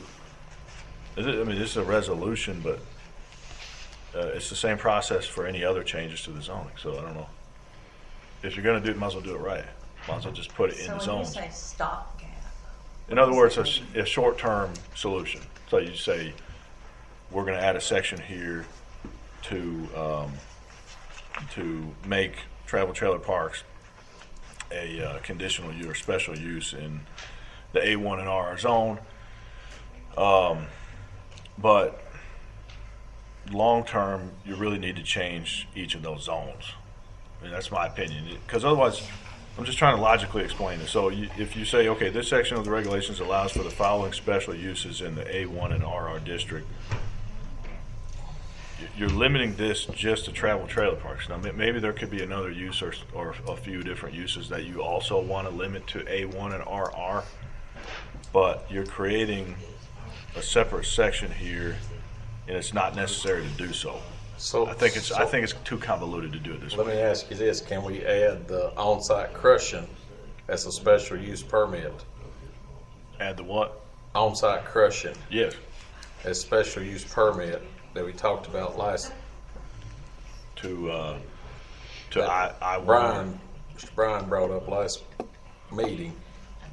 Can we put that in this deal till we get everything reworked? But that would be in what, I1, I2, right? That would need to be a separate. That would be a separate section. So you have to create 9.13 if you want to do that, and then 9.14, then 9.15 if you want to keep doing different special uses for different zones. Whereas, Well, I thought the way this was listed up here with A as campgrounds and RV parks, you could. yeah, but if you're limited to A1 and But RR, what I'm saying, if you put under, instead of in the first part of the section. If you I put see, under campgrounds, if you put under A. Put A1 RR. Yeah, I see what you're saying. They are limited to A1 and RR. Yeah, that's a good special point. uses. You could do that. And then you put B and you put on-site crushing. That's a good point. Yeah. Can you do it that way? You could do it that way. I didn't even think about that. That would make more sense. Because that way you could expand it at will. You could say for zones X, Y, and Z, this is a special use. For zones X, Y, and Z, for A, B, and C, this is a special use. You can keep tweaking it, and you don't have to go back and. So, but are you still saying the best route is to do this as a stopgap, and then go back and do it when we visit all the zones and redo them?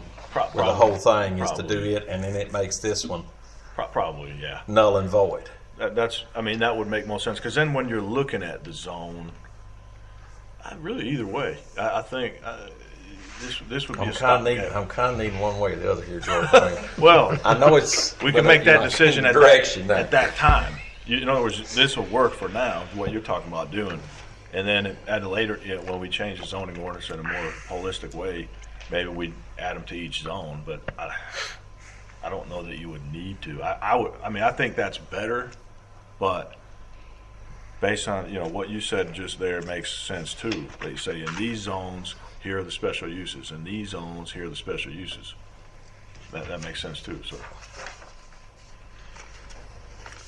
So in other words, all we would change here based on what he's saying, which makes sense to me, is you would say this section of regulations allows for the following special uses in the listed districts.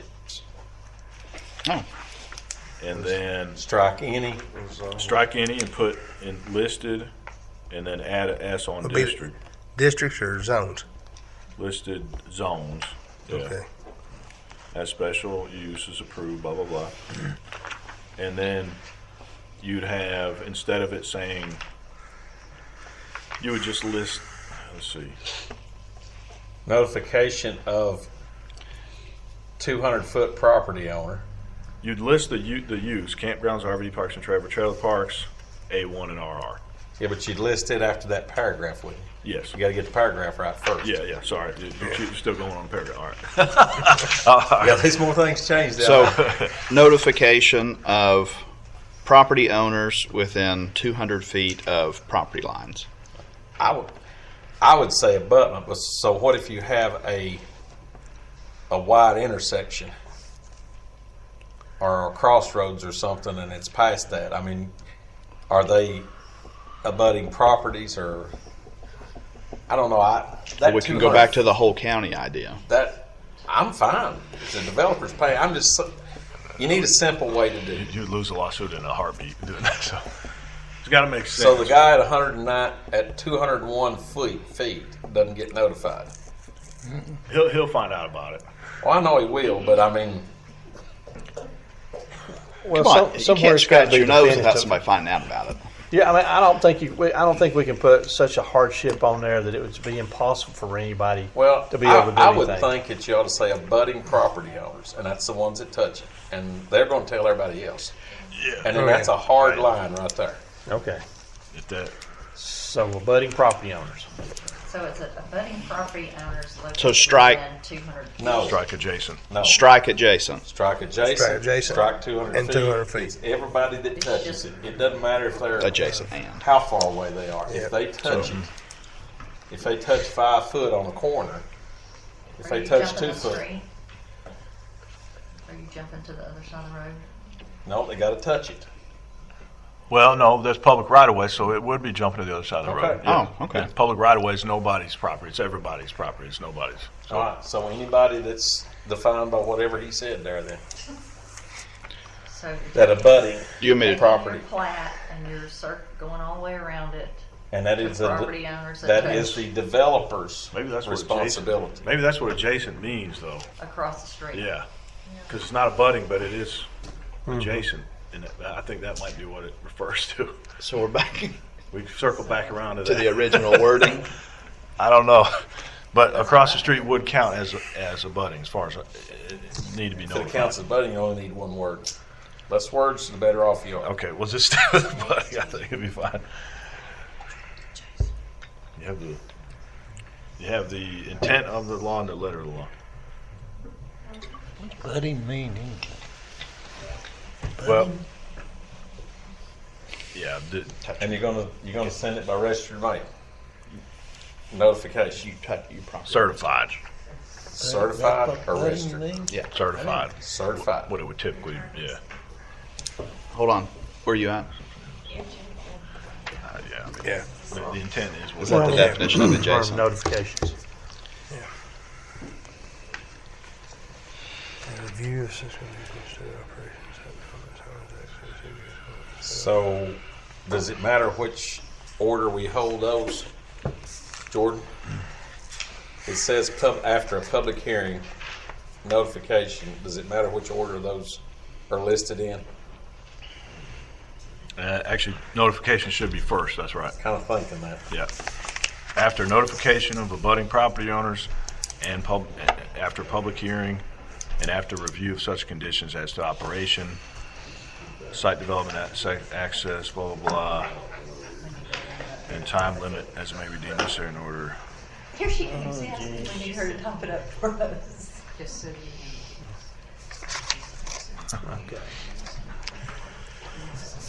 Okay. So now here's my question is that, are we sending this back for review before we vote on it, or how's this working? Well, we'd have to vote on it. To send it in. We'd amend it, We're just amending. vote on And then it, send it back. send it to back. them, and then the county commission Okay. has to pass it. Okay, all right. Can I tell you what Marion brought up, Do what? Terry? Do we need to find the time limit? 90 days, huh? 20. Doesn't the law define notification?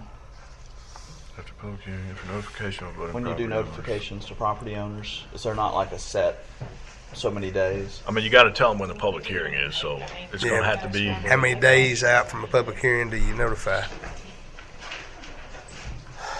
I think it's, in it 15, Yeah, there's a rule of thumb for. I think, Yeah, well, public hearing, yeah, public hearing notification in the newspaper is 15. 15 days. So we can 15 hold it days. to that 15 days. days as well. Yeah. So, All right, 15 days. so here's my question. So they come in, they're going to send their certified letter. As long as they send those 15 days prior, that's all that's required. Is that correct? That's what we're saying. Yeah. Those people will never get them. So, I guarantee it. 15 days? They will not get them. It's terrible. It's ridiculous. I've got 35 days before I even get notices back. For, Yeah. It's ridiculous. So I mean, I know that's. more of I a mean, that's delay. just. I'm just telling you the way it is. So how do we address that? Do we Well, up to we- 30, Say 45? they have to Well, the thing, receive a here's the certified thing letter is that within- we're probably going to put public notice in the paper because of public hearing at least 15 days. So we know that's going to be there. So what we ought to hope is these are mailed out before the public hearing is even made public, I guess, in the paper for notification. So I would think it would need to be 30 days. And that go so for they're 30 not, days. They're not on the agenda 30 days prior. That's true. Yeah. You're only gonna how much, Stephanie? 10 days? What's the agenda requirement? I think they usually try to have it 2 weeks. I have So- to have it in the paper 2 weeks. Well, wait. So 14 days prior. Notice you would know more than your announcement. So that's right. They have to be on 2 weeks prior to. Okay, at that point in time, in order to be able to get on. I've actually already sent out the public notice because on this for January because it has to be in there 30 days prior to the public hearing. Okay, so I guess my question So is that'll this. actually be in the paper. Of course, it'll probably just drop off, but But what they would need to do is that when they come in to get on the agenda, they would just need to bring you the proof showing that they have, that for the adjoining property owners, that they have sent them their notification, okay? So that needs to be in here that as a requirement. Yeah. Yeah. They need to prove that they. Prior to getting Prove on that the they, agenda. and they'll have a receipt showing How do you that. prove it other than just a receipt? You'll have a receipt showing that you sent the There was an X attempt number of made. letters. Yeah. Well, Okay. there's there'll be an individual receipt for each one. So that. And so they can do that. She can make a copy of it, put it in the public record, and send that in with their packet, and we'll have that. We would have that information in front of us. Okay. Well, I don't think we can. I don't think we can make those people be responsible for anything else that we don't require other people to do, and if we require sending out certifications like that, it's not their fault that the system doesn't work. Okay, so. So here's the question. If the BZA comes up on this, we set the standard. If they miss one, is that disqualification? Yeah. If the developer does not mail, If he gets 10 out of 13, or if he gets 10 out of 11, Come back next month. one disqualification. Okay, Yeah. and I'm good with that. Yeah, I don't have an issue with that because and that would be an That's easy pretty black decision and for white. the Easy BZA. decision. As abutting all. Right. Abutting. And that's what I want to know. I mean, that's one That's of how the we- things I want to know ahead of time. All right, so here's my question then on that one. So he misses 3, okay? And he comes in, we're saying, sorry, you have to come back next month. Does he have to resend to everybody else again? He would because it's a new meeting date and time. I would think he would. Wow. So Now, he's- maybe he's if he's got the 3 with him or something, maybe we could. Well, I'm just asking. I don't know. I'm just because I think that it would. scenario could come into play. You know. Well, I don't know that he would, as long as they know, like, if they come to the meeting and he's 3 short and everyone's here, well, everyone's not going to be here, though. Because you'll say, well, we're going to have to hear it next month, and then, so they know. It seems pretty simple, though, to look at the map, and especially if you're a developer, and hit the. Yeah. It is, but what I'm saying is that just like the boy that brought in the thing last month on the campground, he just kind of sketched it out. That didn't meet the qualification. Yeah. Got to come back. So you'd be surprised how easy it is for them not to do it. See, the state just requires this. The state says is that you go back and you look at the assessor's of records at the time of that date and who the property owner is, and that's who you send it to. Okay. Now, in the meantime, if that property is sold and you don't know it because the assessor hadn't upgraded the records, you have done your due diligence. So, as a record of that day, whoever the property of assessor's property shows as the property owner is That who you needs to send be it in there then. Yeah. So if then after that you buy that property and you say, hey, I didn't find out about it. If he's followed the letter of the law, it's not your fault. Yeah, you're harmless. So, yeah.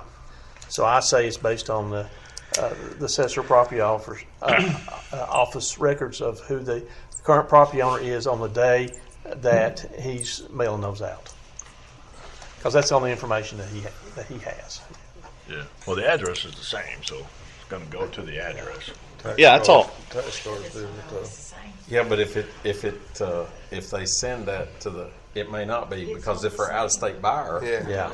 If they don't, if that's not their residence. Yeah. Yeah, But it's not a residence. But the tax card will have their mailing address. Yeah. And a property address and a mailing address. See, some of these are going to be vacant properties. They won't have a 911 number. So, but they'll just. Yeah, but if the guy's in Kentucky and he sells the property to somebody in Georgia, if it's not updated on there, it's as the state says, that's all that's required. And I think that's the only thing we can do. then we need to have that standard. Certified mail, property. Tax card. Yeah. Tax. No, we're not doing certified sales. Assessment. We are, because it's at the developer's expense. It's his burden. We are doing certified. It's burden, not our burden. It's his burden, his Well, this expense. is a Well, he said show a receipt, so I guess that's for the certified. certified mail. Show a receipt for certified. So they get a receipt Oh, okay. for each I letter. misunderstood. I got you. Okay. You getting all this, Katie? No, I'm I think we've got it all. You get it all. I think it's. Something to get on. Did we push play? Cord? It's still. It's red buttons on. Battery's good. Okay. Might need some batteries. prohibited. Might need We some have to batteries. have some backup. It says Do a reset. Mobile home parks, recreational vehicles, and recreation vehicle parks. So we would have to pull that out in the zoning. Well, if you pass this as a stopgap, that's what I'm saying. For price of stopgap, we're actually doing that. We're taking that. That'll be null and void as long as this is Okay. enforced. All right. Because we're going to put it in there as a special And that's use. why I told you earlier that on this thing that's the problem with moving one piece. You've got a lot of things going on in those other things that just like that right there. Yeah, we can clean some of those up later. Are we good? I think I'm ready. I mean, I think. I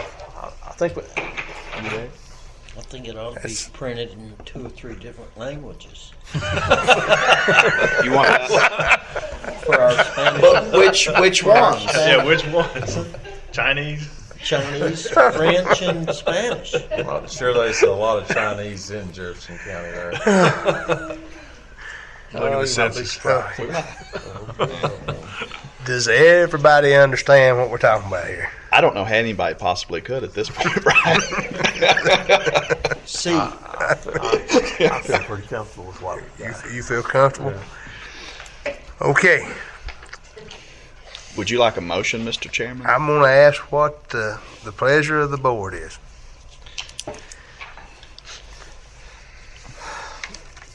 Well, my thing is that since this, I guess my thing is that my motion would be to the extent that this be sent back to the county commissioners with these items in here for their revision. Once it's revised, then it will go out to all the cities. Well, I think we're going to need a motion to approve this as amended and go back. I don't think we can just kick it back and forth. We'll have to put the language that you want to send back. I got that, and I was willing to put that in the motion. All right. So, I mean, I'm just saying that's why I. Do you want me to tweak this and send it to you? Or do you have everything? I think Terry has it. I don't have it. Well, But if you did it tonight, I'll type it up and send it. then I think it could get on our special Oh, Lord. call Tonight? meeting. Well, I can do it tomorrow. I don't know about tonight. When does the public hearing? The public hearing has to happen in January. Yes, January 8th is our public hearing for January. Okay. Really, it's just a few things. I mean, But it's not been through the cities either, so we gotta get that done and go The cities have what we have here. They already have it. When did the cities? Yes. So then whatever, if we amend it, then that's a new. Yeah, this will be into, Yeah. into But 2024. not amended, it stands as law, the way it's passed by the county commission. I think it has to go before all the bodies first, but then it's, Then it has to be passed by the county commission. then again, Again. yeah. After, although the cities they can't stop it. They can give opinion, but what they do is they can't deny that it can be passed, but it's always been one of those things that we've tried to work with everybody. That's a Tim question, but I believe that's right. But That's- if We've, on my other resolutions, we always do, we just put the date of the city's meeting and that it was approved or denied Yeah. with the date. This resolution that was prepared by Doug, he's got signs of the chairman and the secretary of all the cities, which we don't. I don't think you have to do that. All we have recorded in the past is it was either approved or denied. Right, and I always And put then approved, denied, and the date. And it really doesn't matter. All of them could deny it. Yeah. And then the county commission can still pass it and implement it. So it's The problem we have is, because I've been to many of these with Tim, is that everybody wants to put their 2 cents worth in as far as that goes, and well, under the expectation that you're going to take this back and start all over again with what they have there. And then finally you have to say, no, that's not going to happen. You either say yes or no in what's in front of you. And so they don't like that. They don't feel that, some of them don't feel like they've got their input in as far as that goes. Because, So should I have it pulled from the cities, well, I mean, I don't, from their next meeting? whatever you think. I mean, they'll meet in December, so. I know, but Jefferson City just met yesterday, so it'll be next month. Probably be January for Jefferson City. I don't know about. depends on if they meet, if you can get it on. I don't know if you can get it on special call. If they've already issued the call, Well, I don't think they have actually issued the call. if it's not issued with a call, then you can't get it on. If it's issued with a call and you can get it on in time, you can do it in December. But if somebody meets before the 11th, they won't be meeting on this. If they approve this, it's useless. right. well, Danbridge will be meeting the 12th. And so basically, if you're having a special call the 11th, right? So whatever the special call is at that point in time, if there's amendments or this is made, then we'll have a real an amended copy that they could look at that night. Okay. Yeah, I think that's right. Even though we're probably so I'm fixing to do my ad for Danbridge. Do I need to base it on this resolution or an amended the amend? What if they don't amend it? I don't know. That's a County. whole nother question. County. Yeah. We can all amend it, and then it would all come back to commission, and then commission, I think, would. But what Terry's saying, what if the commission says, no, we want this and we want it clean? I just want to I think they can advertise do it. that. They can. So If he advertises. that's not the problem. The I'll- problem would be, what does Terry put on his agenda? The changes aren't that substantial. Okay, I so- mean, that's fine. I mean, I'm just asking. And here's the thing: is it could be amended after that anyway. So would we just have whatever changes we make, have Stephanie go ahead and send those out and say, this is what happened at Planning Commission, and then they can. I think that still has to pass full Still commission. got to go to full commission to pass. Well, it's got to go through all the plannings It's and gotta then go- come back to the no, commission. it's got to go to commission because it's a substantial change. Because we're going from any district to a listed district, according to what Jordan said. So if we do that, it's got to go back Is to that commission. substantial? If we went from any to listed zones, strike any districts, put listed zones. Oh, you're asking if it needs to go back before the Jefferson County Commission? Well, it definitely has to come back before us. He's asking, can it be changed and the change sent to the cities before the commission approves it? Isn't that what you're asking? Well, the cities, they can do whatever they want. But you're So asking, they have this. They're supposed to have this, and they're going to probably do something like what's going on here. And then I'm thinking all that comes back to commission. So if And from the there, it's in problem the is commission's if you- hands. If we change all this, we send it out to the cities, they approve it, comes back to the county commission with our changes, and the commission does not approve it, they say, no, we want this and it's clean, then it has to circulate back has to go all the way through, around back again. through the cities. So you're killing a bunch of time. Well, no, You're just this is wasting- already circulated. Yeah. The clean copy. But that's if we not the amend part it, that it they wanna changes. approve, Austin. That affects the cities. The cities would be approving the amended version. Right. So it needs to go back. We need to make our changes. And It needs to go back to county commission, and then they, yay or nay, and then that's what goes to the Send cities. it out to the cities and have it on your. And it don't matter if it's December or January. That's the process that needs to take place. So once you all amend it, it comes to us. If we approve it, it doesn't come back to them. No. And then back to the cities. No, it goes out to the cities. Yes. Because we're in The agreement. way that Austin said wanting to do it, Yeah. it would have to circulate all the way back. Yeah. So, So I it would think be a terrible waste the of time. process, I think it would have to go to commission first before you kick something back to the cities that's not approved. It'd probably be because you rubber wouldn't stamp know at commission, but Yeah. yeah, you should do it. we need to get commission, and then let commission do their thing, and get it back to the cities. Yeah. So, So, what is the pleasure of the board? well, then my thing is I guess is that these changes that we're recommending here, that we would make a motion to send this back to Jefferson County to the Jefferson County Commissioners with these changes. Is that correct? Correct. Yes. Okay. Okay. So, are you making that in the form of a motion? I am going to make that in form of a motion. Do I need to list what they are? I'd like Yes. yeah. All right, I'm going to say in here that special uses in listed zones A1 and RR, okay, and that use approved by the Jefferson County Board of Zoning Appeals after a public hearing, notification of adjacent abutting property owners, and after review of such conditions as to operation, site development, sign access, ingress, egress, infrastructure, safety, health, everything that's in there that's written exactly the same way that it is right here.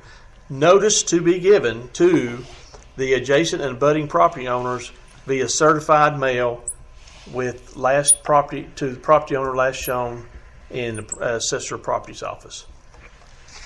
Does that cover everything? Expenses of that to be covered by the developer. Does that need to be in there, or is that when you said that's the cost of doing business? We can put in there that if we want to, At the certified expense of mail. the petitioner or something. Yeah. I think it's implied, but we're not going to do it for them. It's either we can put it You by, can't But force we us don't to do say it. who. So if By you're going to owner. do this, by owner, developer, If it's going to happen, yeah. or they're going to have agent. to do it. I mean, ain't nobody else going to do it. Okay. So. Yeah, That it? that's what I've got. I'll Did I second leave that. anything out? I'll second that motion. Wait 1 second. I'll ask for a second before I get it. Okay. And you're good. Everybody's good with this. And that's where you're gonna stop at. That's all I've got in my notes, unless I've left something out. If anybody can think of anything else. Katie's wanting to say. So, Wait. Just know Jordan wanted the word nuisance in there somewhere. Okay, and let's see. On the notification, did we say that it had to be there done by, as long They've as, got to it- present proof when they come in to get on the agenda. They got to have Obviously. proof that they sent them, is what we said a while ago. 15 days. Before they get on, they have to have that proof before they can get on the agenda. present proofs of notification before being placed on agenda. Okay. And so here's the thing, they'll present that proof. And if it comes to the meeting and the proof is, and then had they missed something, we're going to say, sorry, go back, start all over again. Okay. Yeah. So, Yeah. That's how it's enforced too. That's how Okay. in real life. All right. So who bulldogs the proof in? I mean, we're gonna have a data map to where we can see what's around it. Well, We can. Stephanie or Tim can check, They'll have a tax map. and they'll show check it. the abutting property owners, Yeah. and they'll say good or no. Yeah. That'll fall to the Zoning office. If it was me, I would be going to them and say, "Can you tell me who the property owners are?" Well, I was just gonna say, can they not provide a list of who are those abetting property owners are, and then send proof to me that they've gotten a response? Yeah. That's fine. I mean, that'd be the, All right. You could add nuisance in this. It says, will not seriously or significantly injure the appropriate use of the neighboring property or cause nuisance. I would add that.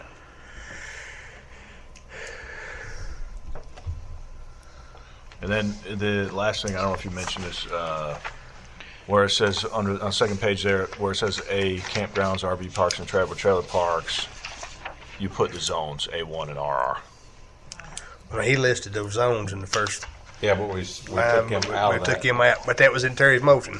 Oh, I can amend that motion. Yeah. Dad. yeah, It's in his yeah. motion. We just want to say the listed zones, And- special uses in. And this is And going to be then the you put listed it right there. zones. Listed zones. Oh, no, it should be next to On the, to the use. Yes, on the, So it under can be A, changed. it would say A1. A would say, first you'd say campgrounds, RV parks, and travel trailer parks, and then you'd put a colon or something, I think it would be a colon, A1 and RR zones. So that way you could do, B, if we want to do crushed rock or crushing rock in I2 Just go to item B. later, yeah. Do we Yeah, want to go C, ahead and do any item Bs tonight, send back? It's while we're doing it. You gotta get a second on this. Well, you gotta get a second, pardon me. You ready? Yeah, I'm ready. Can I get a second on the motion? Mr. Chairman, Yes, sir. I second Mr. Renault's motion. Okay, have a proper motion and a second. Is there any more discussion? I'd like to amend it. Okay. Two things I want to put. One is amendment that this sunsets when we redo it, like Jordan suggested, into the other zones. Wouldn't we, if we're going through it anyway, why would it need to sunset if We'll we're going just to delete it at that time. There doesn't need to be a sunset, I don't think. We can just remove it Yeah, it would just strike at that it out point in time. when we. Okay. Okay. Forget that one then. Then I want to list B as value-added ag processing in A1, and C, on-site crushing. Okay. Value-added ag processing. Yes. A1. But there would be no, Processing. there's no standards around any of that. Rock crushing. We It'll don't be have the same standards as this other. Well, I mean, there's no standards if you just put it in there. Well, there's no standards in this one. same standards. For as same standards for your campground. access, ingress, egress, infrastructure, safety, health, and time limit, blah blah blah, and Same things. nuisance potential or causing nuisance. Crushing rock would be in I2, I believe, right? Oh, Let me see here. We allow. It can be, what is it, A1 down there before they can mine it, but they can't crush it. Right. A1. A1? Yeah. I1. I-1's I1, yeah. Industrial. So it'd be I1. So crushing rock would be I1. so it would be a special permit in A1 then. In I1, yes. Well, in A1, because if you can mine it, what Mr. Bryan was talking about the other day was they can mine the rock. There same number of trucks is leaving there. They can mine it in I1, not A1. No, they can Oh, mine it in A1. A1. Mining's allowed in A1? A1. I thought, Harvest of rock is part but of. they can't crush it. They can't crush it because it becomes a separate issue. It becomes a quarry at that point in time. I think y'all are confusing A1 and I1. I don't think we are. It ain't allowed in the A1. I'm looking at it right now. Quarrying is not allowed. Quarrying in is not allowed. Mining Mining is not allowed. is not allowed. They Okay. can harvest, they can take rock out of the ground in A1. they can load dirt in A1 Yeah. and haul it off. Okay. Yeah, they can. He's down there right now pulling the rock out, using the dynamite, hauling it right across the line into Sevier County.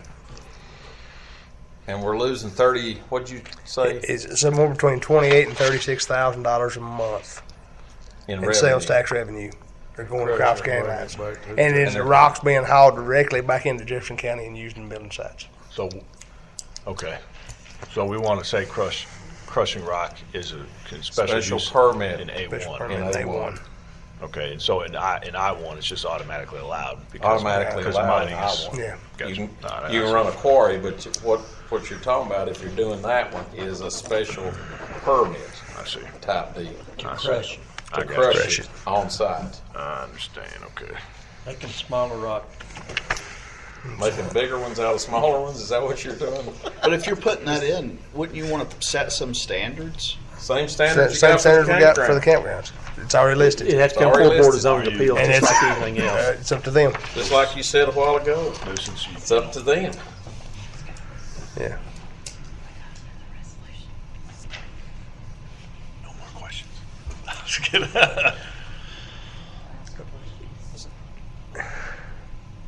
Go ahead. What's the Go ahead. value added ag processing? After, Define a value added. we'd have to look at them on an individual basis. It'd be individual basis going to the Board of Zoning Advanced Appeals. Yeah. Processing of agriculture. Ice cream, Can you put a large slaughterhouse in there? you would, no, because you would have it, well, it would depend on the Board of Zoning Appeals. Yeah, it'd be to them. Don't we regulate slaughterhouses already? I think the state. So, If you go, You've got that in the zoning already, but yeah. Yeah. It's already in the A1 zone. Yeah. It's just a scale. The Yeah. Yeah, size of let's go. So we have a motion that's been seconded. We have an amendment to that motion. Do I have a second on the amendment? Second. Motion, the amendment has been made and seconded. And all those in favor of the amendment to the motion, let me know by saying aye. Aye. All those opposed, do likewise. aye. Motion passes. Now we'll vote on the original motion, or the amended motion. Everybody understand what they're voting on? Yep. Okay. All those in favor of the amended motion, let it be known by saying aye. Aye. All those opposed, motion passes. Thank you. Terry, Okay, we still got other stuff on the agenda. were you gonna pop it up in the notes, or what's the best way to get it? Jordan's gonna, I'll do it. Okay. It's gonna have to be tomorrow, though. Okay. Word file. Next item on the agenda, resolution amending the zoning resolution of Jefferson County, Tennessee, permitting battery energy storage system, BESS, in parentheses, uses only within the I-2 environmental district zone. Does anybody here want to speak upon that? Mr. Chairman, Yes, sir. being as that this topic has been discussed a great deal, I move to approve this resolution. Do we have a motion? Do we have a second?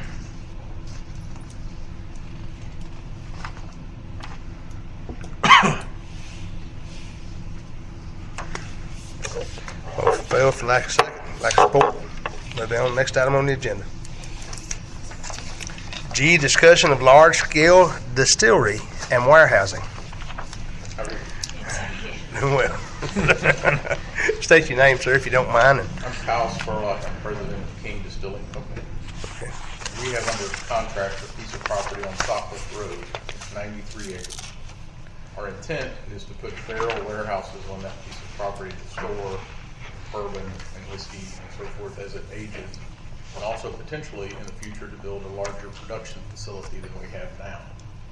We seem to fall somewhere between a micro distillery and what Mr. Seals told me you're trying to keep out of anything but an industrial zone, which would be an industrial distillery, something like a Budweiser or a Jack Daniels or a George Jefferson.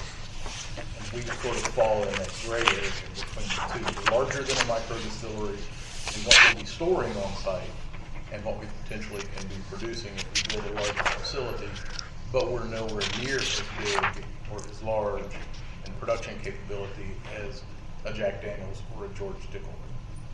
And in reality, we're somewhat of a farm distillery because we do intend to keep that as a farm. We'll grow heirloom corn that nobody else is growing to use in our own spirits. We'll also keep the cattle that's on the property to eat some of the spent grain and that sort of thing. So it will stay a farm. We'll just have storage and potentially a distillery. Will you be producing the majority of your products, the corn that you're going to be using, or will you be able to purchasing? produce all of it because of the volume that we potentially can do, but there are heirloom varieties, one in particular that our master distiller found that to our knowledge we're the only one that has any seeds of. He found it in Alabama of all places. So some of those heirloom corns that were used, maybe 100 years ago, we would like to grow and use in specific mash bills for very small runs of product that we would likely keep for ourselves, put in storage until they age out in 3 to 4 or 5 years, and then bottle them and do something with them. Most of the grain we'll have to buy from a farm in Middle Tennessee. And the problem is, and there are some farms around here that we know of that can produce some of the grain, some of the rye, that we will use and so forth, but we use all non-GMO grains. We don't use anything that's not non-GMO. The volume and being able to grind the grains, there's very few people around that can actually do that in specific volumes. As an example, our fermenters are 11,000 gallons each. We have 4 of them sitting in our building now.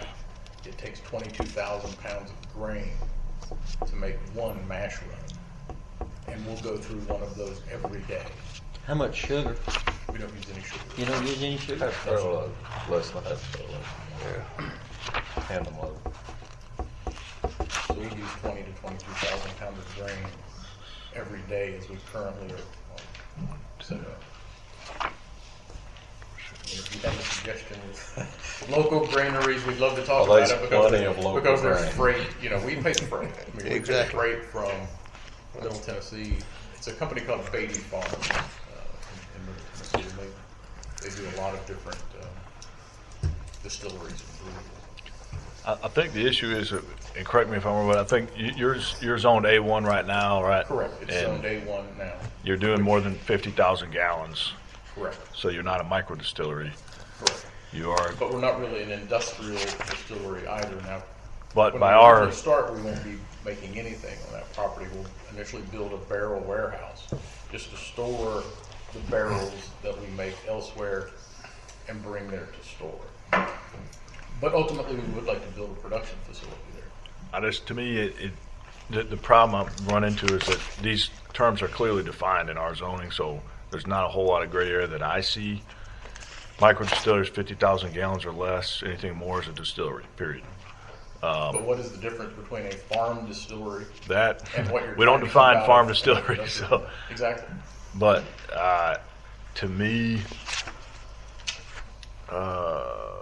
warehousing is also only allowed in I-1 too. So to me, this would be an industrial use. I mean, that's just I talked to Tim about it, and I think it would need to be rezoned. I think a property would have to be I-1 to do this. And our problem, if we could find an industrial area here in Jefferson County that had a similar topography to this, which is good for the barrel houses, you don't want them all on the same plane. You want them staggered so you're getting an airflow around those barrel houses. That also has spring water, and that's another thing that this piece of property has. It has an aquifer running right underneath the property. And that's critical to what we want to do, so much so that we would drill a well there now and truck the water to where our production facility is currently until we build the production facility there. because we don't want to use city water. How close are you to 50,000 gallons? A lot more. We will be, yeah. I mean, in our current facility with the fermenters that I was just telling you about, we can produce about 14,000 barrels a year, which is about 700,000 gallons. Okay. So, I mean, we're significantly over the 50,000. But again, in comparison to, and I understand what you're trying to keep out of those certain areas like that, but in comparison to, say, a Budweiser or a Jack Daniels or a George Dickel, you know, they're producing 100,000 gallons, you know, every couple of days. I think the biggest thing for us would be is basically when looking at the scale of this would be this is that the fact that where it's actually located there would be is traffic to a certain extent per se. Even though we are located, by the time you pull out on the main road, you're practically in Sevier County, and that would probably be your access to get to the interstate or however you're going to go as far as that goes. So I don't know that it's going to be anything there. I did have a question though, when I was thinking about this. You know, a lot of times on these distilleries in certain places, they become a destination point, and which they offer more. They offer the opportunity for people to actually come in, take a tour, and see how the operation is run, and which makes it sort of a destination from that standpoint. And there's sometimes other amenities that go along with it, restaurants and different types of things. Some places have cabins or to that extent. I don't know if that's any part of your plans or not. It is. I mean, if we can move forward with this property, there's even some property next door that's available that we could expand into, put in a restaurant, put in a retail retail store, a restaurant, put in some cabins or even a small inn to draw people into that area. And there would be nothing like this in this area of Tennessee. I mean, obviously there's a lot of moonshine distilleries around. We all know that, but nothing of this magnitude in what we're making compared to what they're making. It would be a destination for all these people that travel the whiskey trails and the bourbon trails in Kentucky.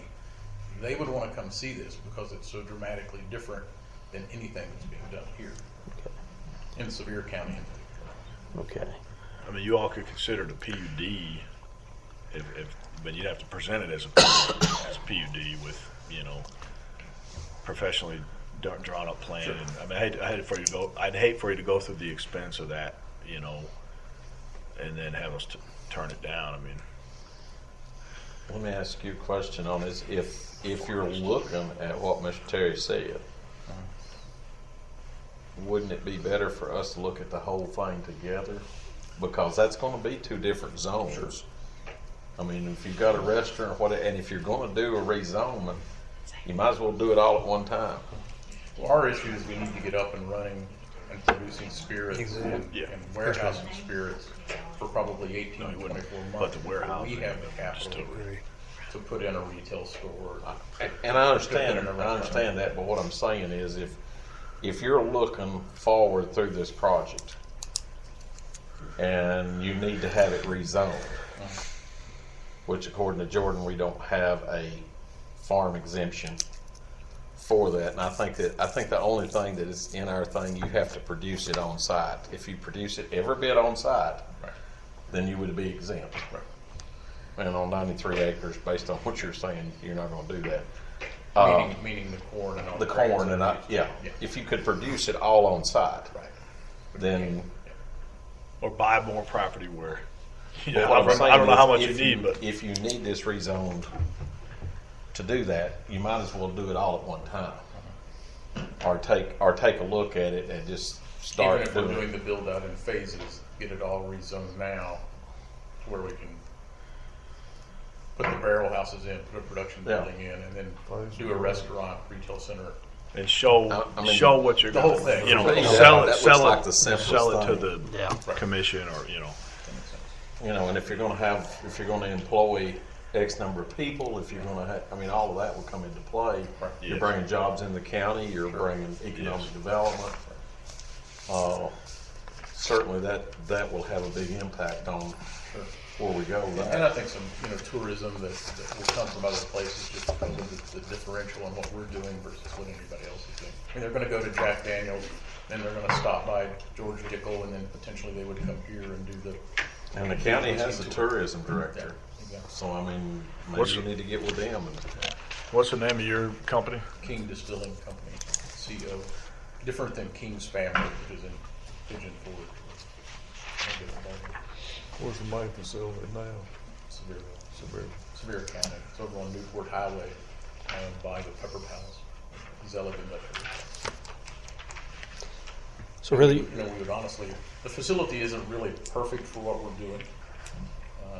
So as soon as we can possibly build out our own facility that's specific to our needs, we can increase our capacity even past where we are. The demand is out there in the marketplace. Generally, we make product for other people is what we do. We're a contract distiller. Now we can do brands. We've had brands before. I had the Richard Petty Whiskey 43 brand out on the market. But brokers, other distilleries, investment firms, they come to us and contract with us to manufacture X number of barrels per year and then store them until they come available. Do they bottle it themselves, or do y'all bottle it? Potentially, we can bottle it once it comes of age. I mean, obviously, we don't have that capability now, but 3-4 years down the road, especially if we have a property to build a bottling facility on, then we could de-barrel that for them and bottle it and ship it out with their label in it. How large would the warehouse be? How many barrels would you look at storing a year? The initial warehouse we would build would probably be 25,000 square feet, and we can get 22 to 23,000 barrels in that warehouse. And as far as at least at this point, as far as traffic goes, that's basically one truck a day. So it's not like we're going to be running multiple trucks in and out of there right now. Yeah, if you're going to build this thing out like you're Then talking there about, would be more traffic. It looks like you need to get where you're going rather than try to. And I don't mean this in a bad way, but skirt the issue of how do I get it done. Right. You don't need to have to be coming back every time you're going to build a new building for an exemption. Sure. Right. So, I mean, for me anyway, it would look like rezonement would be your best path. Yeah. Yeah. What zone would the PUD fall in? I want to be, it's an industrial. We would consider it an industrial. So now he could put other things in there as part of the PUD, but the bulk, the core function would be industrial. So it still stays. And looking at acquiring the property now while we're putting all that together, I mean, one of the things that's important to us is to drill the well so we have access to water that's on that property and start, within 6 to 9 months, the first barrel house. So just one. Could we apply for an exemption to do that on the property, and then as we get the whole package put together, come back for a rezoning? I don't think there's anything that prohibits drilling a well on a farm. You can drill a well. Yeah, not the well, the barrel house specifically. Produce the barrel. How many One barrel house. How many gallons? If we can consider Let's a just say micro we put- distillery, Yeah, let's just say we put 20,000 barrels in there. That's 1 million gallons. that would be. It would. You'd have to be under 50,000 gallons for us to, to where. If we could get an exemption on that first building. so I don't think so. I mean, I don't see how. If I could figure a way to, it'd had to be rezoned before you did anything like that. It's just, I mean. there is a way. Okay. I've looked at this and I ran this by Tim. He told me I was crazy, but there is a way. Okay, and here's the way I see it: is that basically his zone, and we're saying that he can do 25,000 gallons, right? Okay. 50,000. 50,000 gallons. All right. So he cuts off 5 acres. He comes in. Here's my site plan. He does 50,000 gallons. He has another one. He does 50,000 gallons. He can do it that way because he got 93 acres. And then eventually, I mean, that's a loophole. I don't. Well, I'm just saying when I was don't going think through you it, really looking wanna at do it, that, though. I was saying, well, I mean, technically, could we stop him? Nope. He could have 19 if he meets the letter of the law or the guidelines, But not the intent, not the spirit of the law. Well, And I'll give you an example somewhat of what you're talking about. Some of the distilleries in Sevier County, if you are a retail distillery, you're only allowed to have 475 gallons of spirits on site at any one time in a bonded area. So what they did is they went inside their building and they created multiple bonded areas within the same building. So you had 475 gallons over here, you had 475 gallons over here, you had 475 gallons over here. It was within the letter of the law, it was skirting it a little bit, but that's how they were getting by. That's how they're still getting by. If Doug was here, he'd say no. And what would be his reason? Well, it's violating the letter. It's violating the spirit of the law, the intent of the law. There's a letter of the law and the intent, and it's, I'm not saying you can't be creative with how you, but how many different parcels is he going to have to create? If he's got 95 and acres, he's going to have a 19. facility that is. How many different buildings do you want to build? Okay. That are going to store barrels. You just want to have one, right, or two, or you don't want to have 10. Right. So you want to build 10 different buildings. Well, I understand that, and the reason I brought it up was is that, okay, so if he wanted to do that, he could do it, okay. So if my thing is if he can do it in A1 and that's the way he has to do it, then why not just zone it, get it rezoned, and then what I'm saying is that the use that he wants to do, we have a means for him to do it. Okay, if he wants to be one big thing, then he has to get the property rezoned. All I'm looking at is that somewhere along the line, if that's what he wants, then we would have to make the recommendation to the county commission to rezone this property. Would we not? Yes. Okay, and so what would our logic be? What would our reasoning be? Where we're going to say, okay, well, it's too big. It's sitting out here, and this is what it is, and it's sticking out like a sore thumb. We can say that about anywhere. If you look at Bush Brothers, they were a sore thumb way out there in the middle of nowhere when they got started. I don't know what's going to happen down that road in another 10, 15 years, but probably something's going to happen. And this I don't know. I'm just saying, if I'm sitting there and I'm having to consider this, and I'm thinking, you know what, maybe this will be a good thing, and whatever. Doesn't look like a bad spot. Well, as long as you buffer it, from the. It's 93 That's acres. also why we like that larger piece of property. We don't need to build it's out 93 close to the acres. property lines. We can put things And that's what jumps out at. It's not a spot zone. If you happen to live in the neighborhood, you're not even going to see the buildings when you drive by. You can't see the buildings when you drive by now. The results are the same. Yeah, the end results are. The end results are the same. It's just how you have to logic go. But I'm just saying, I'm still with the way John Neal says. I think he needs to do it all at one time. All I'm saying is that there is an alternative there, and that he can do the very same thing. It just depends on how he ends up having to do it, and whether he makes that decision. But I guess my thing is this: it's back to this. You've heard our discussion, and so our recommendation is to go through for rezoning. And if that's what you want to do, then you just need to get on the agenda for the next month to say, This is what we'd like to do. This is what you'd like to do. Which again, we like the property.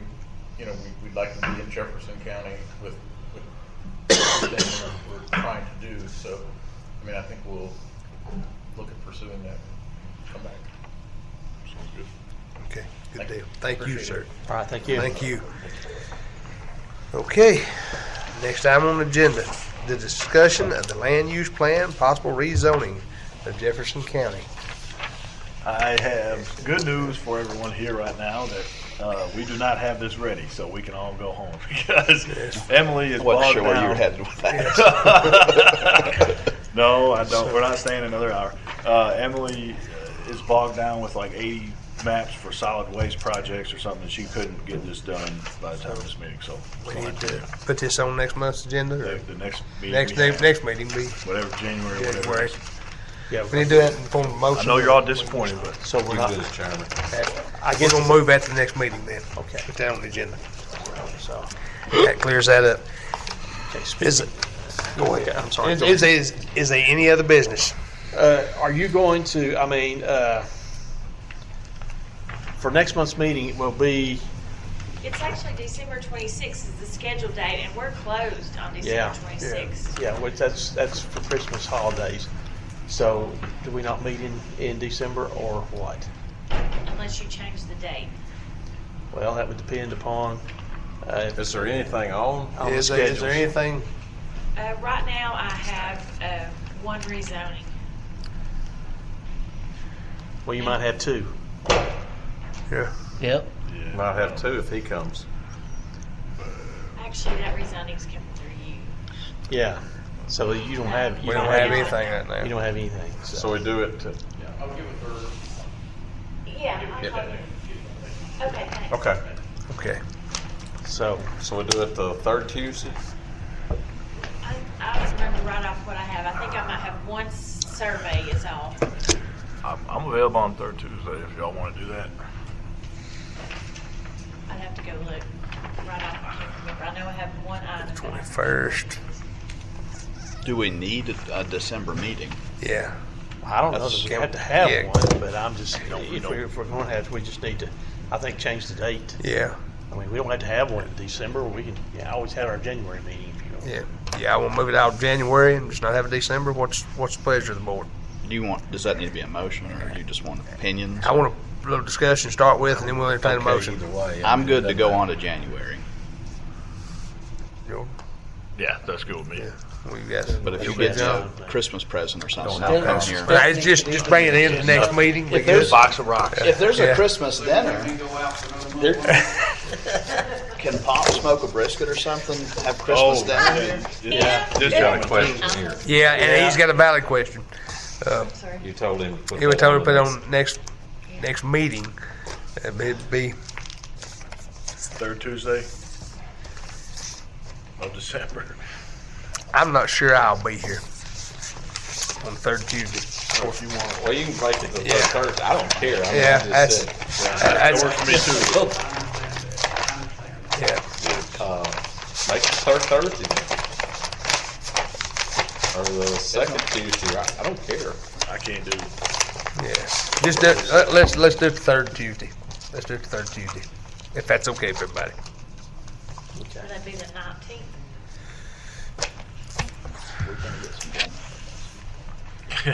We get a prime rib if that's Should be. Yeah, it should be. Jefferson should City be does 19th. it. Jefferson City takes everybody out. Jefferson Planning County Commission. doesn't do anything. I'm just saying Jefferson City does. Takes everybody out. Yeah, it'll be the 19th. Is that There ain't no look telling good what for everybody? Jefferson City You be good for doing. there? Jefferson Okay. City's been doing quite a bit. Okay. 6. Yeah, December they 19th. like to get noticed. in So Jefferson I've read. So I can do that as chair as well. We can move the meeting with you. So we'll meet the third Tuesday of December, be the 19th. And smash you, I'll be here for that one. Be on the agenda. Thank you.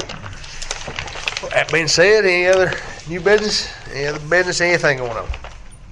Hearts and minds clear. Move to adjourn. Second. Thank you. Second. All those in favor? Oh.